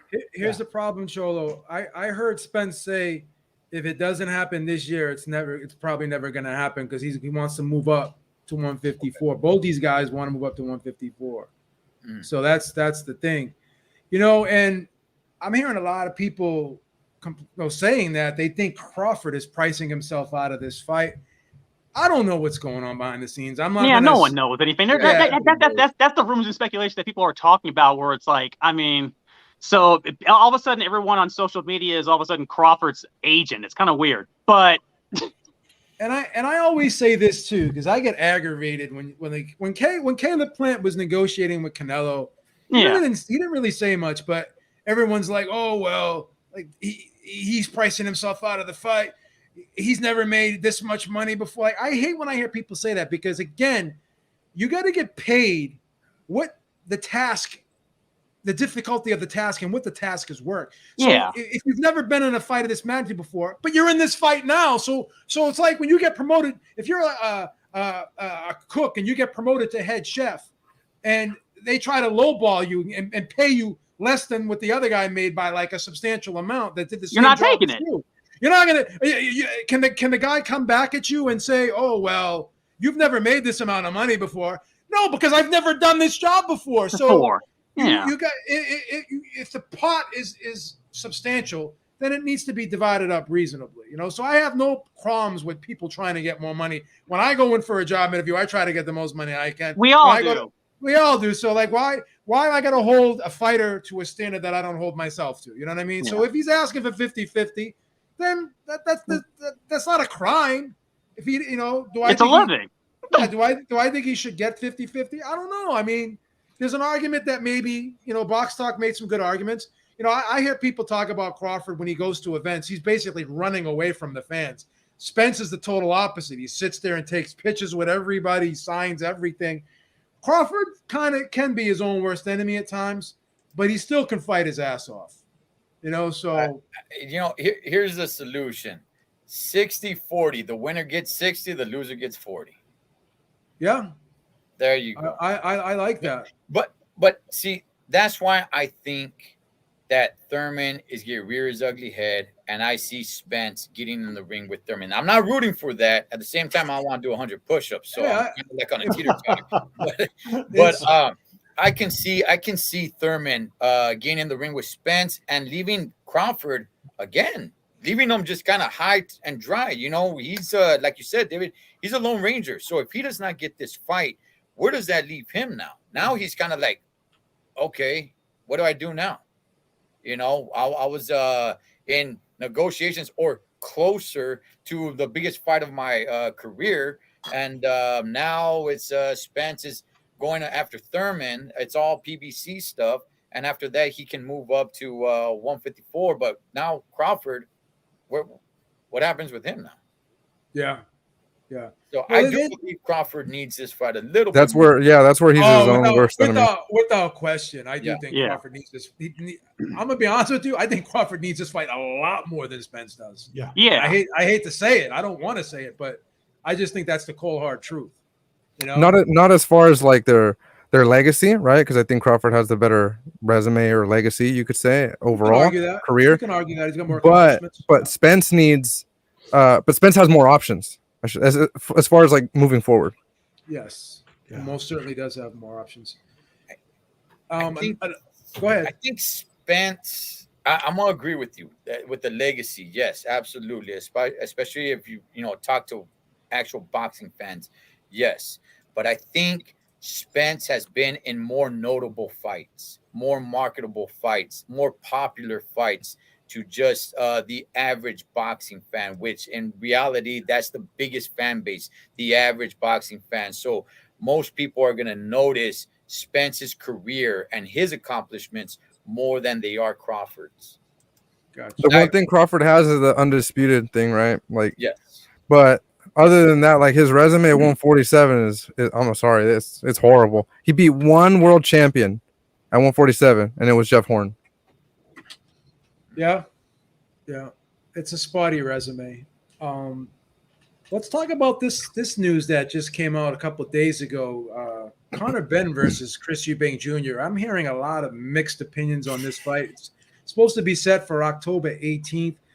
I've heard people say that this is a meaningless fight, but there are people in the UK that are interested in this fight, and I'm interested to see how many pay-per-views this does over in the UK. I don't think a lot of American boxing fans, I think, are going to be crazy about this fight. I'm sure we'll all watch it, but to me, it's not really a significant fight. I don't buy into the whole father thing, but they do over in the UK. So there's a story storyline that can help push and promote this fight to be successful. What are your guys' thoughts on this fight? Let's start with you, D-Star. What do you think about this fight, Chris Eubank Jr. versus Conor Benn? Could this be another Golovkin versus Brook? This is a bad move. I don't think it's as bad as that, because in this case, they're gonna bring the dude down. You know what I mean? Like he's gonna have to. What is it? 156. 156. Yeah. Yeah. You know, so I think that's gonna play a role. I think, and a lot is always said about, oh, we can't, like the big guys have all the advantages, and I think my issue with catchweight fights is clearly the only reason it's a catchweight is because you want to make it even by weakening the bigger guy. That's the only logical explanation towards a catchweight. Like anybody who says otherwise is crazy, right? Because it's all about optimum weight. Like that's what it comes down to. The bigger guy is less likely to be at his optimum weight fight night, okay, and feel good and 100% than the little guy. Whereas even if the little guy moves up, he's still going to be at his optimum weight come fight night. Like unless he puts up on too much weight, and obviously that could be an issue. But look, I'm not mad at it. And here's why: it's not for the title. It's not like either guy had some other stuff going on. Like it's Eubanks and hasn't really done anything really like for the last couple of years. And Conor Benn, he's kind of in that the whole division is in a gridlock anyway. I mean, we don't even know if Crawford Spence are going to fight each other. They're holding up that division. They're holding up the belts, that's for sure, like because of these negotiations. Unless you could take a risk and throw him in there with Ortiz, but it doesn't look like anyone wants to take any chances. So it's a fight that's going to keep them busy. It's a fight for both guys, and it's a fight that's going to make them money. They are prize fighters at the end of the day. It's a fight that's for whatever reason they're going crazy for over there in the UK, at least from what I'm told. And it is what it is. Like that's what I'll say. I mean, hopefully it's a good fight, and I think Conor Benn's going to win. I think he's going to be the freshman. Wow. Interesting. Conor Benn all day. Wow. Yeah. What are your thoughts on this fight, Box Talk? I don't like it, man. The size difference is too much for me. I don't care about the whole father-son thing. Like, I don't know. I kind of feel like, I mean, I'm not saying Conor Benn like shied away from it at all. It seems like he wanted it, but it's like, oh, you got to fight this guy because I fought his dad. Like, but bro, he's fought like as big as like 168 numerous times. Yeah. And Conor Benn's never weighed in over 148. Like, it's meaningless to me. And I know D-Style said that he wasn't mad at it because it's not for a title and stuff like that, but I feel like that even makes less sense now, because I'm like, well, then why are you guys fighting? I guess money, right? Money always. Yeah, money talks, but I don't like it, man. I think it's pointless. Like, just the weight class is just so different, and there are fights there for either of those guys in their own division. Like 147 is a hot division, bro. There's so many fights I'd like to see Conor Benn in. He's that guy, like how I mentioned, UK fighting for me is like college ball, like NCAA, right? Bring that guy over here and have him fight one of our guys. Have him fight I don't know, Keith Thurman, Alexis Rocha. There's a lot of guys at 147. Rashidi Ellis, somebody. Virgil Like, show me you're the real deal. Fight Virgil Ortiz. I don't think he'll want Virgil Ortiz, but yeah, have him fight Virgil Ortiz. You know. Yeah. Okay. All right, man. Listen, I love Conor Benn. That's another one of my guys right there, man. I've been watching Conor Benn for a while. I love this kid, man. David Hammond and I've been saying it, man. There's a monster across the pond, and he's just getting bigger and bigger. I don't mean size, but he's just growing and growing. It's a small pond, bro. Oh no, man! I'm telling you, watch him. Watch when he gets over here, man. He's gonna make some noise. As far as this fight goes, Chris Eubank Jr., man? I don't even know when's the last time he fought. I know Demetrius Andrade made that video saying we could sell out the O2 Arena, which is completely. You a star, we a star, we both stars. Yeah, so this fight, the catch weight, the weight size difference, I don't really like it, but at the same time, I do want to say Conor Benn is very, very frustrated. He has been wanting better competition. He's just been destroying, the people that they put in front of him. After every fight, he's been saying, I want better competition. There was talks about him possibly fighting Adrian Broner. That didn't happen. And I was like, yeah, you know what? I do want to see these fights. One thing I do want to say, though, I don't want to see these young guys fight each other. Not yet. I don't want to see Conor Benn versus Boots Ennis or Virgil Ortiz. I don't want to see these three guys fight each other yet. Not now. I want to see these guys fight the veterans. I want to see them fight the Danny Garcias, which he's at 154. I don't know why. Keith Thurman's. Keith Thurman. Give me Conor Benn versus Ugas. I'll watch that. Your Danny Ugas. I want to see these young guys fight those veterans, not fight each other yet. As far as this fight goes, I got Conor Benn. I'm not even sure where Eubanks is at. What's the story with that guy, man? I mean, it seemed like he just started drowning out. Yeah, he's just kind of grifting out there, it seems. See, I started a movement. I think Conor Benn is catching. I'm saying, you know what I mean? Got some momentum, Conor Benn. That's momentum. He's throwing him a little life raft. Come on, man. Don't drown on me. Before we continue, I just want to throw it. I'm in total agreement. This is the most random shit ever. Maybe only the UK gets it, right? But it is a random ass fight. And I totally agree that the size difference doesn't make sense because we're not look, I'm not expecting Conor Benn to move up to middleweight to fight him. You know what I mean? But I also think people it's also I don't think Eubank's going to be the same dropping to 156. I just don't. If they felt he would be the same, he would just fight him at 160. There's a reason to catch weight. Yeah, that 4 pounds is gonna mean something. It's not nothing to sneeze at when you're already cutting probably 15 That's Rockman. Yeah. I mean, listen, Conor Benn is shooting right past 154 as well. He's climbing up there pretty far. But yeah, I think this is made for Conor Benn. I think they're all backing Conor Benn up, saying look, this is the next big thing here from the UK. Chris Eubank Jr. went as far as he went, and look where it went. It didn't go that far, and Conor Benn is our next guy. I think the stack is going to be against Chris Eubanks. Yeah. Dave, are you interested in this fight at all, or what do you think? You know what? I'm not interested, but it's going to be interesting because you know what? Chris Eubanks, he's a middleweight. He's going to come in at 156. But you know what? The night of the fight, he's going to be at 178, maybe even 180. Chris Eubanks is 5'11". Conor Benn is 5'8".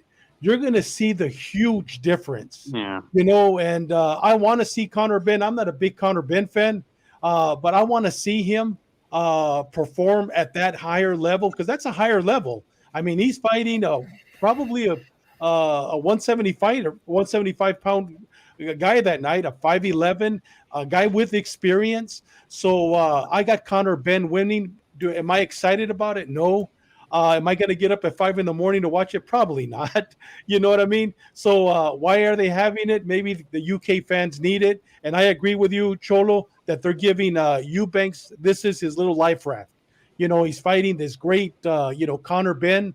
I think that's to resuscitate his popularity again. But am I looking forward to it? No. But I think you're going to notice a big difference the night of the fight. Conor Benn's going to look small compared to him. Eubank Jr. doesn't have the greatest resume in the world and hasn't had a lot of accomplishments in the sport, but this guy makes pretty good money, man. You look at some of the purses he's made, he makes some decent money. Marquis, what do you think of this fight? I'm surprised everyone's picking Conor Benn. I'm picking Eubank Jr. in this fight. Yeah, so am I. Because as you just mentioned, he's going to come in at light heavyweight for this fight. It's going to be like Canelo Bivol over again, guys. I'm looking at Eubank all day. My thing with this fight, and it's one of those fights where it comes up kind of as an obligation, guys, from Eddie Hearn with this. Where I think this is where Eddie Hearn's clever at. Where he'll make these fights. I mean, he talks way too much to begin with, but when he makes the fights, it's always interesting. I mean, he was talking about making Ryan Garcia versus Maxie Hughes. I mean, where's the line for that? I'll wait. But he made this one, and I think this maybe as a get back, guys. 2 years ago, before the pandemic broke out, guys, you may remember, Nigel Benn at 58 was supposed to make his ring return at some point. Smartly, that didn't happen. Evander Holyfield did instead. But nonetheless, we got this fight with Ben and Eubanks. It's just going to be a size differential. It's going to be too huge. But I will give them credit. At least they're actually making fights on that side of the pond that people are actually talking about, because they're having the same problem that we're having stateside here. We're just waiting on fight announcements. And, well, I mean, that one's a circus, but the tent won't be open. Yeah, the scary thing for Conor Benn in this fight for me is, like you said, the size, but not only that, is Chris Eubank can punch. He's explosive. Yeah. He's a big puncher, so it's going to be a dangerous fight, I think, for Conor Benn. And I question whether or not he can hurt Chris Eubank Jr. That's the big thing. And Chris Eubank Jr.'s got a lot more experience as well, too. Yeah. So, listen, I've seen the movie Rocky Part 4. Give it to the little guy. Let's go get him, baby. I do agree. I mean, look, we just saw this with Danny Garcia at 154. His punches were nothing. You know, he was not hurting Benavidez at all. So I could definitely see that. Conor Benn, he's gonna be much bigger night of the fight. He has to make the weight of 156, but night of the fight, who knows what weight he comes in. So it's gonna be a long night. I don't see Conor Benn getting a stoppage, but I see him coming out with the victory. Gotcha. All right. They're gonna weight drain him.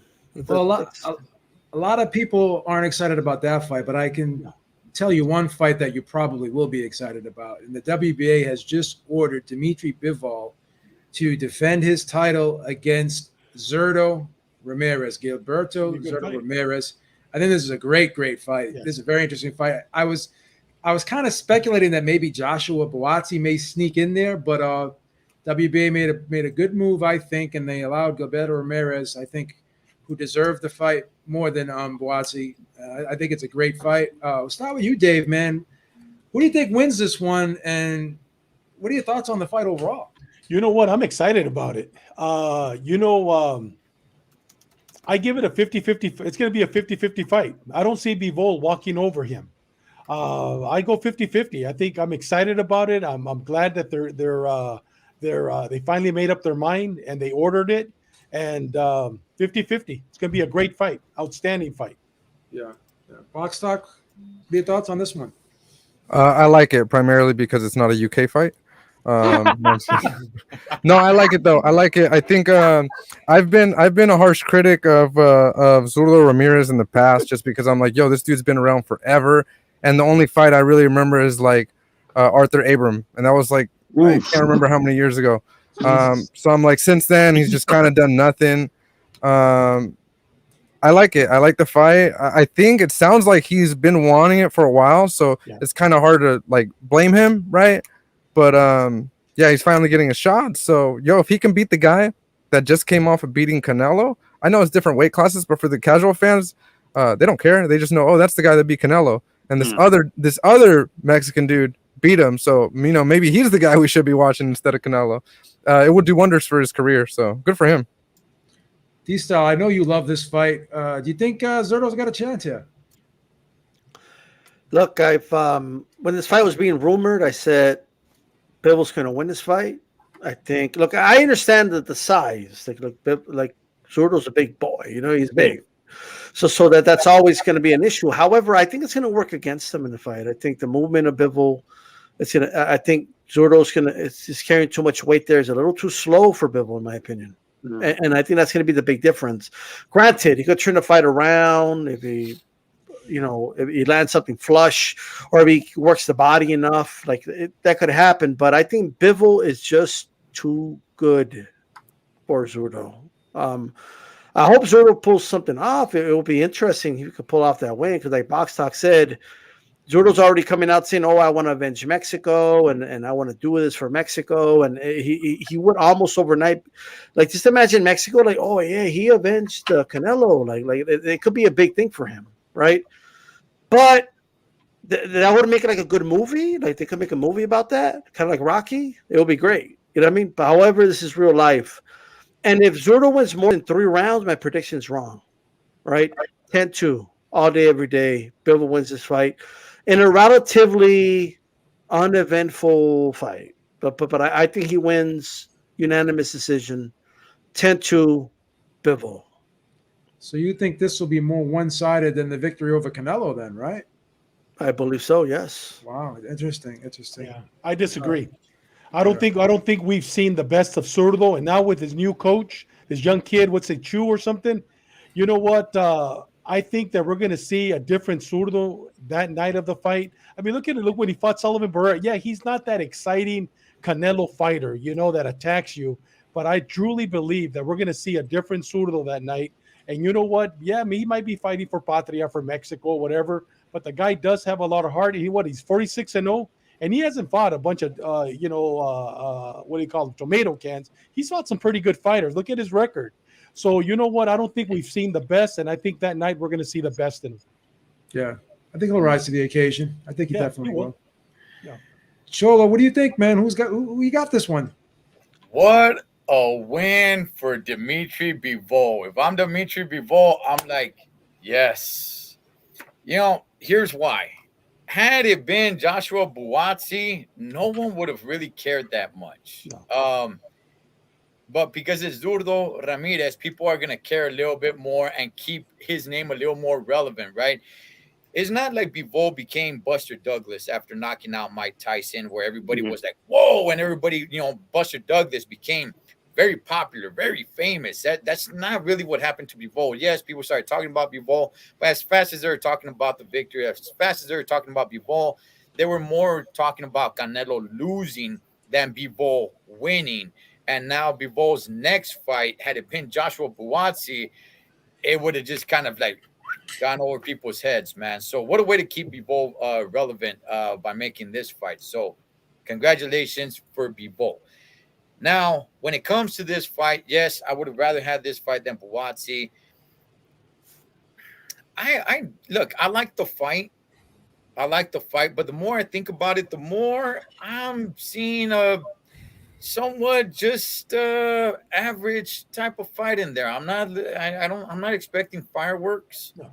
I'm a root for Zurdo. I'm gonna root for him. But if I had to put money on it or push-ups, it'd be on Bivol, man.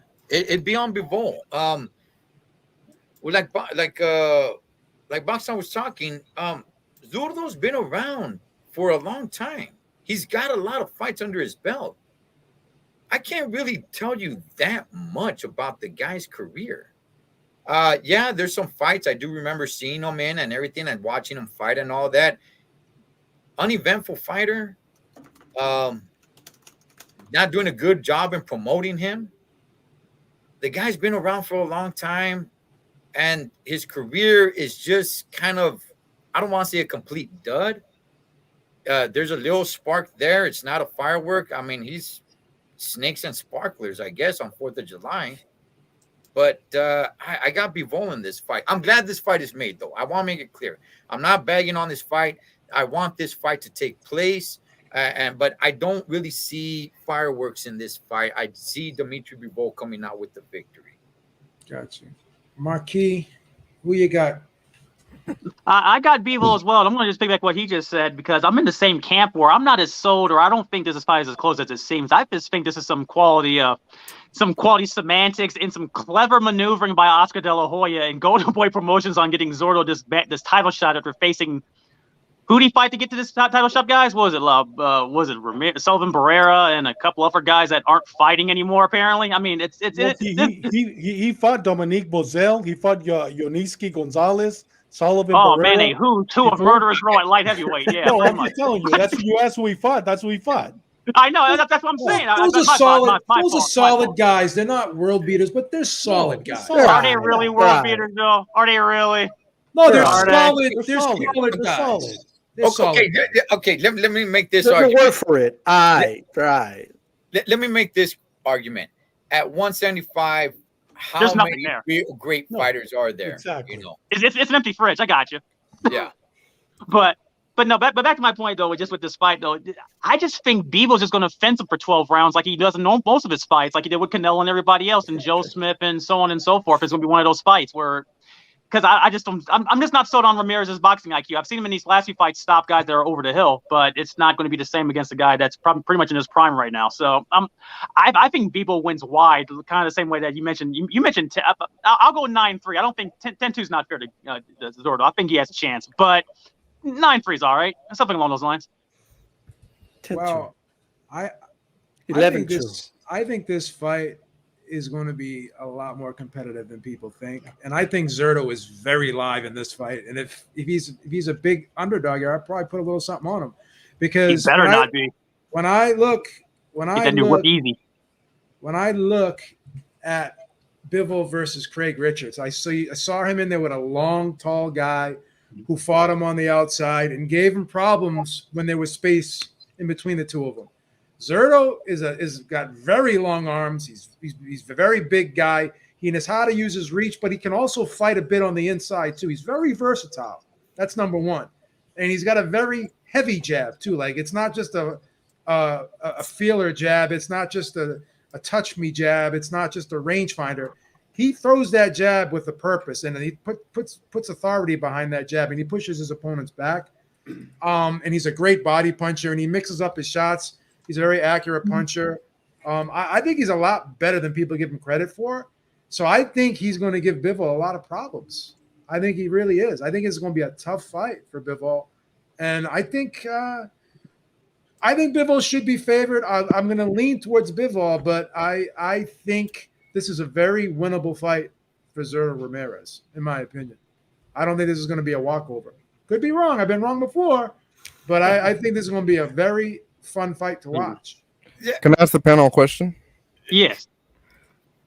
Boxing is in a better place or benefits more if which of the two fighters wins? Bivol. He beat the man already. Zurdo Ramirez. Zurdo could I must become say a star Zurdo, overnight. man.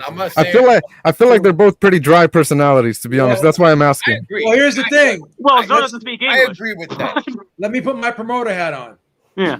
So Bivol wins, and then you got the Canelo rematch there, right? There's history there between the two of them. Yeah. But if Zurdo wins, what do you have? You got an all Mexican battle between him and Canelo, right? Yeah. That'll be the time, though. I think Canelo may say, "Well, I don't want to fight." Yeah, another fellow Canelo Mexican." maybe take the Corvette out for a spin for a couple times, guys. I'm just being honest. Well, I mean, look. All I know is this. Yes, Zurdo. My answer to that is Zurdo would be big because he would overnight become a star.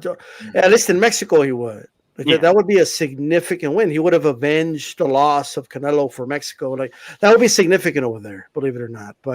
And it's with hardcores here. He would gain the respect of a lot of guys that, quite frankly, don't think he stands a shot in this fight, and I'm one of them. I just got to be honest. I don't think he could win this fight. Okay. I'm just gonna say that as loud as I can.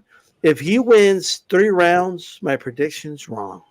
I don't think Zurdo could catch up to Bivol. It's like a Corvette next to like a old pickup truck. I think he can get 3. Just the thing where this fight is, man. There may be a Dr. Lou Moret out there, man. I think he can get 3 rounds. Look. And one more point about that.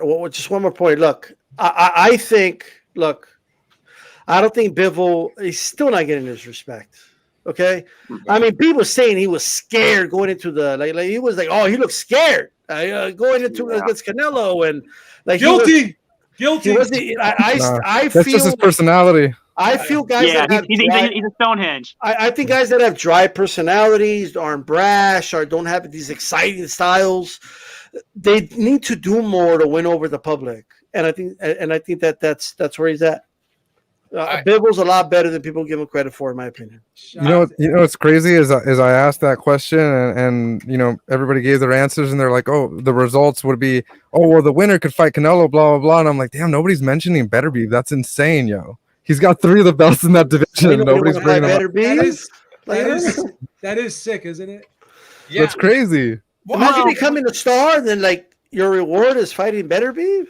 No, yeah, I know.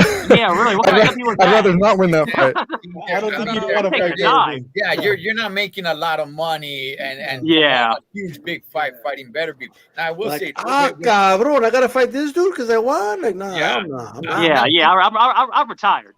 Dimitri Bivol, I will say, is the Ivan Drago type. You never know if he's happy. You don't know if he's sad. He's like has no feelings. He was in there against arguably, the face of boxing, right? Some people might make an argument as somebody else, but definitely one of the top guys in Canelo Alvarez. This guy had like little to no reaction to it. It's like, Yeah. I don't care. I'm just getting in the ring and doing my job. There was like no, you don't know what he's thinking. You don't know how he's feeling. He's just completely just stone cold. Yeah. Zurdo, on the other hand, this is going to be his biggest fight. I don't know how he's going to handle this pressure. I don't know how he's going to respond to this. Yeah, he's a veteran. He's been around, but my goodness, man, as many fights as this guy's had, this is going to be his biggest fight. And it's like, I don't know. What are they doing with Zurdo? I don't get it. Well, he was with Top Rank, and he left Top Rank for a reason. They were promoting him. Okay. Yeah. Okay. Now Golden Boy's finally promoting him. And now he's here. He's saying that he's going to avenge Canelo, but if he wins, he wants to beat Canelo. Funny how that works. Yeah. He wants money. Shout out to African G. He says if Zurdo wins, Oscar is gonna act a fool and hold the title hostage, in my opinion.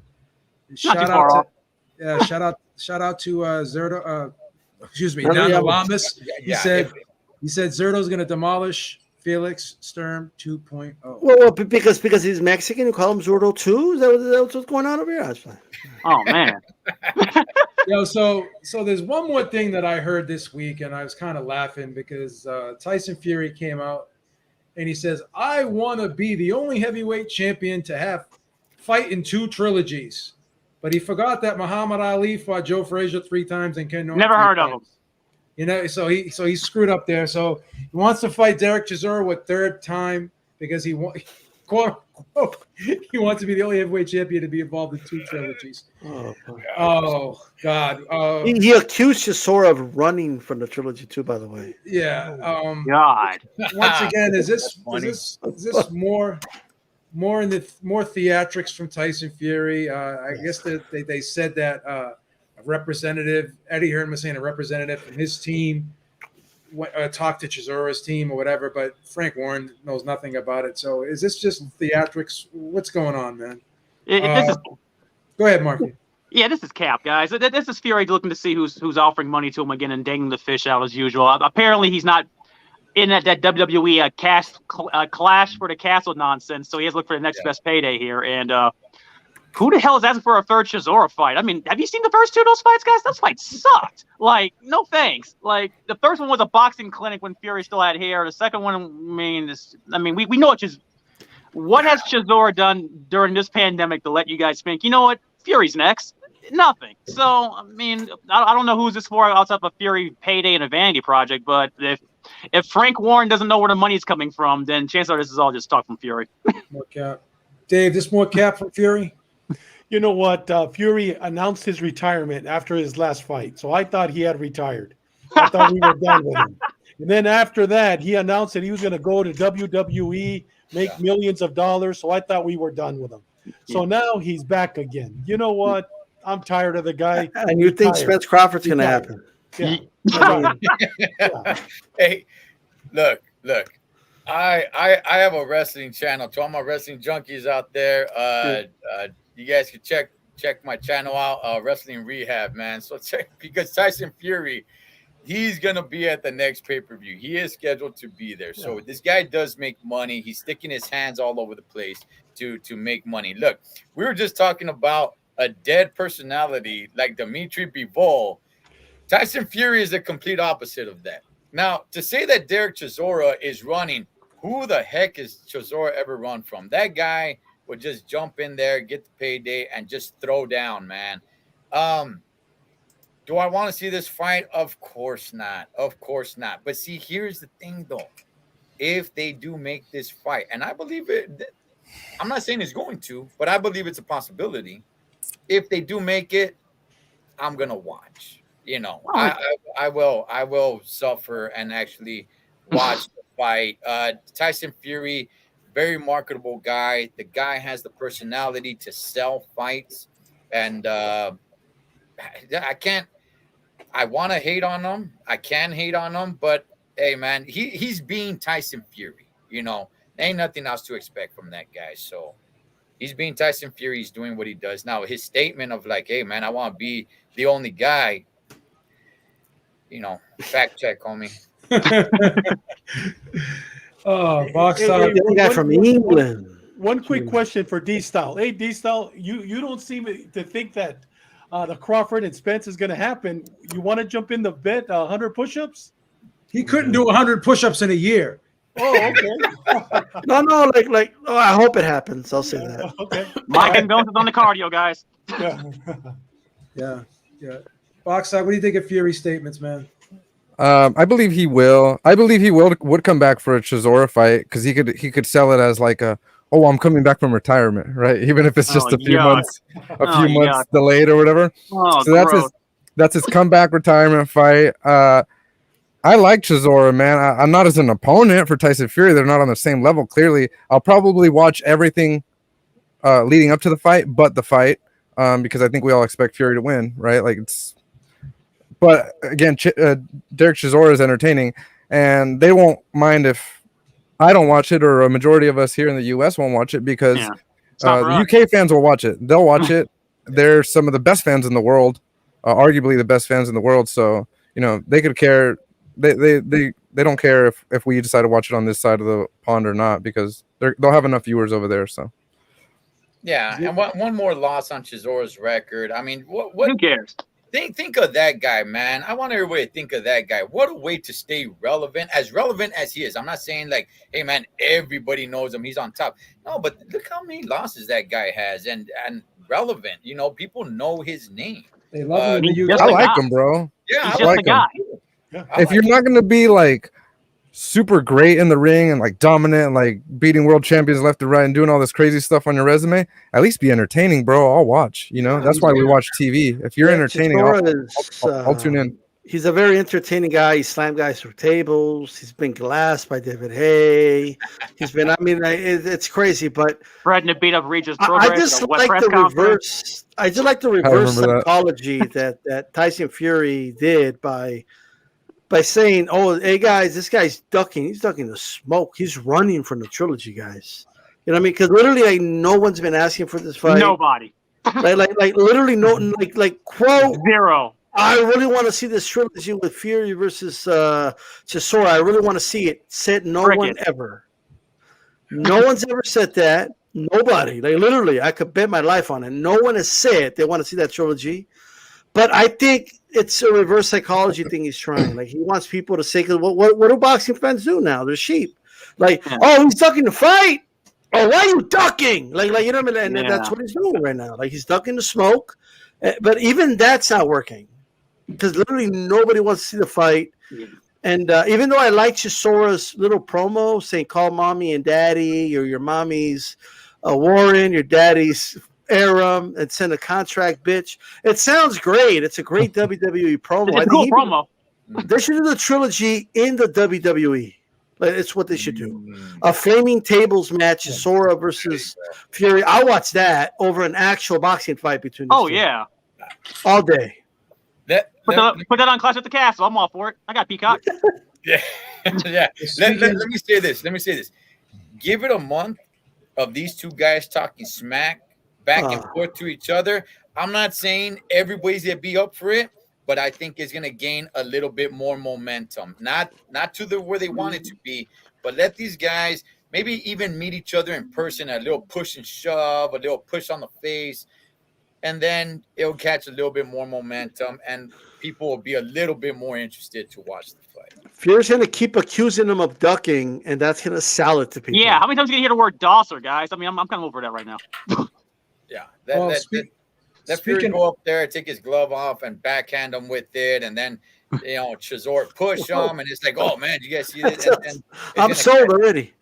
Well, speaking of heavyweight fights, I'm wondering if this is one of the rumors that Steven Espinosa was talking about, because this is a Mike Coppinger story, so I don't know how true it is. Probably not. Sources say that Deontay Wilder is going to be returning. Possibly they're finalizing a deal for him to fight Robert Helenius in October on pay-per-view. Yeah, what do you guys think of this fight? Is this a good fight for Deontay Wilder to return against this opponent? And do you think that Coppinger is Cappinger again? D, what do you think, man? I do think Wilder's going to come back. I think he's going to, I don't know to what capacity, but I don't think he wants to go out the way he went out. I do think the Helenius fight happens. It's a makeable fight. Helenius has been looking pretty decent in the undercards of Wilder fights. So beat Kawanaki pretty solidly. And I think that's a good fight to make. For coming off, the losses he came off, he got beat up in that Fury fight. I don't know how his status. I don't know if that chin's been broken. I don't know, but I think it's a good fight to come back. I think he knocks out Helenius, but I think it's a tough fight while it lasts. And Wilder says he wants to come back to reclaim what's his. Well, you ain't gonna get it from Fury, but I do believe that if AJ wins that rematch, that's a doable fight, and it's a big fight, AJ versus Wilder. And I do believe he wants to, it might depend on the outcome of that fight, if Wilder comes back or not, but I'm excited for it. Yeah. Wilder's entertaining. Say what do you want about him? He's entertaining to watch. If Usyk wins, you can get Fury Usyk, and you can get Wilder Joshua still, right? Yeah. Yep. You can. Box talk, are these rumors true, or is this more cap from Cappinger? No, they're probably true. I never thought Wilder was done.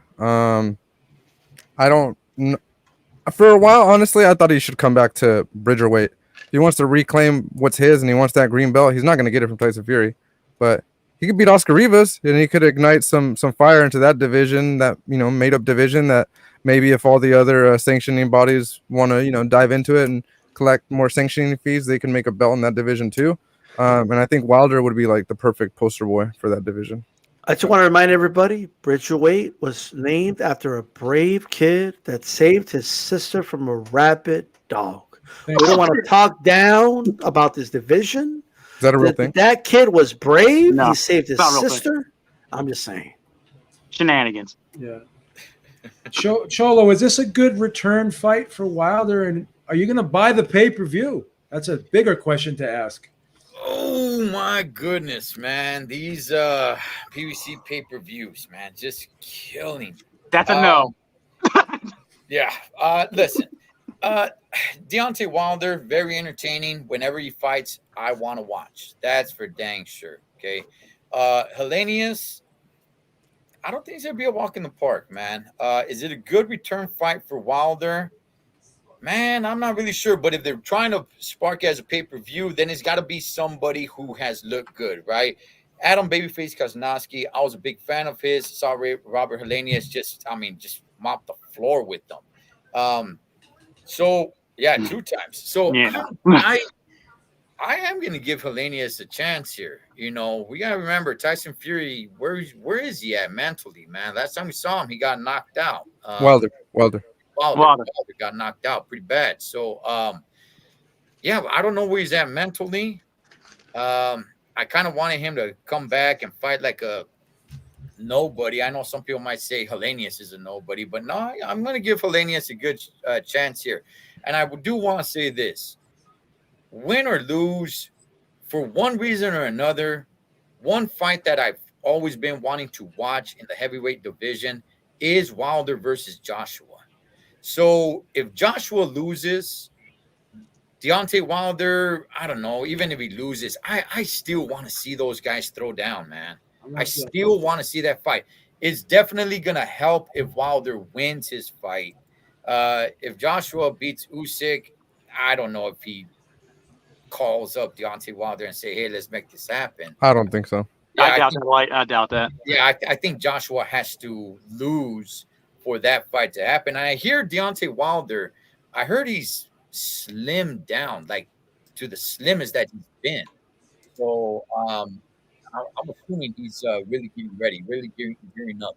So I do believe this story. Dave, do you believe these rumors? Is Wilder coming back? Yeah, I think he's coming back. I think it's a good fight for him to come back, but I definitely know for a fact that it's not a pay-per-view fight. So they're going to lose a lot of money on this fight. It's not a pay-per-view fight, period. But it's going to be a good fight. Looking forward to it. But if it does happen.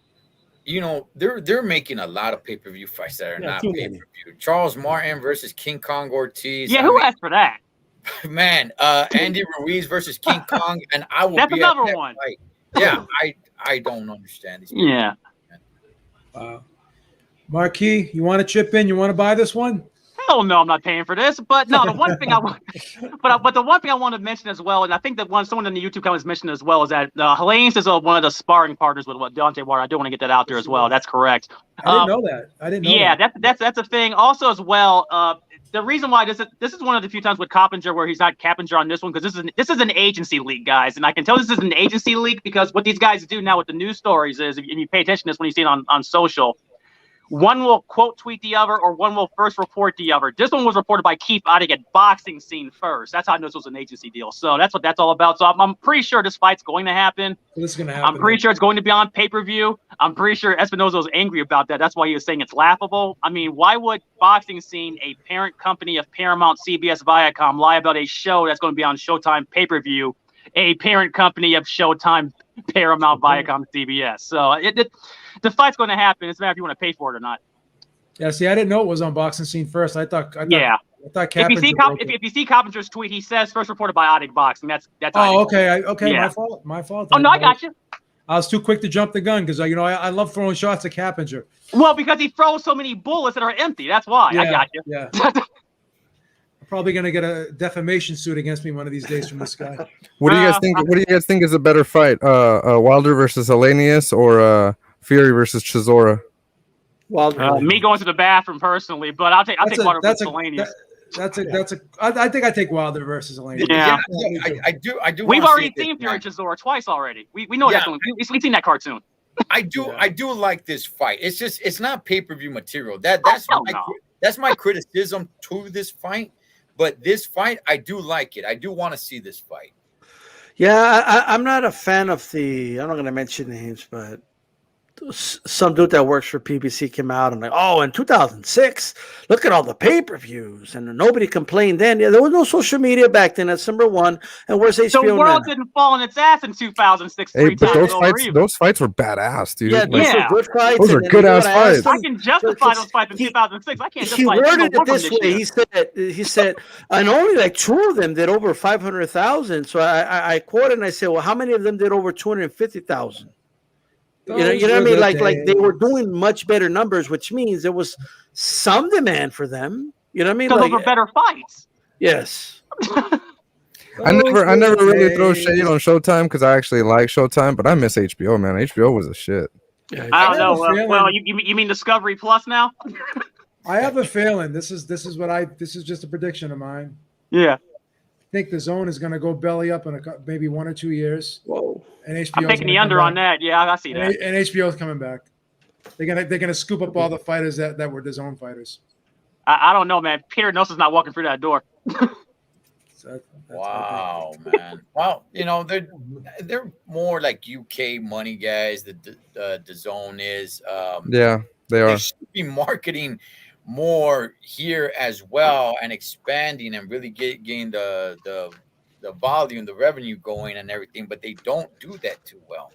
So, yeah. But again, this fight, Wilder, Helenius, I do like the fight. I do think it's a good fight. No way is it pay-per-view material. But here's what I like about this is why I don't really take as many like other people. I get it. They take shots at Showtime because they're like, oh, that's not pay-per-view worthy. And it's not. I agree. It's not. A lot of the headlining cards, they're not.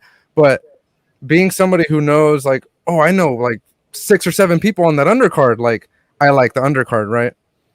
I don't get that with DAZN. I went to the Canelo fight, Canelo Bivol, right?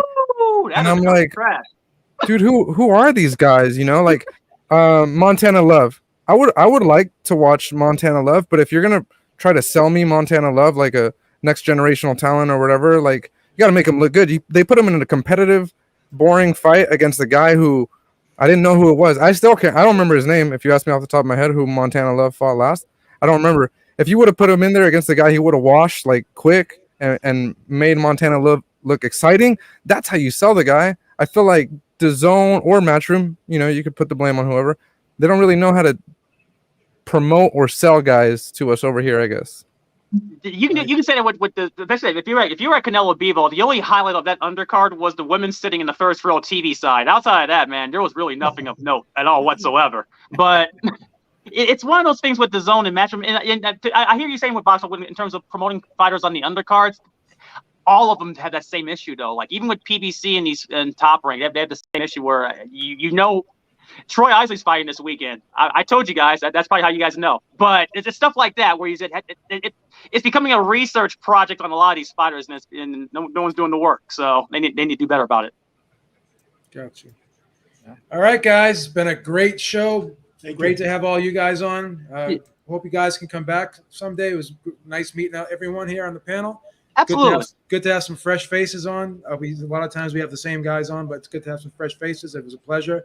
Thank you to the chat. And until next time, we're out. And make sure you check us out every Thursday, 8 p.m. Eastern time. Next week, we'll be on D-Styles channel. Peace out, everybody. Have a good one. Peace out, fellas. Later, guys. Good night.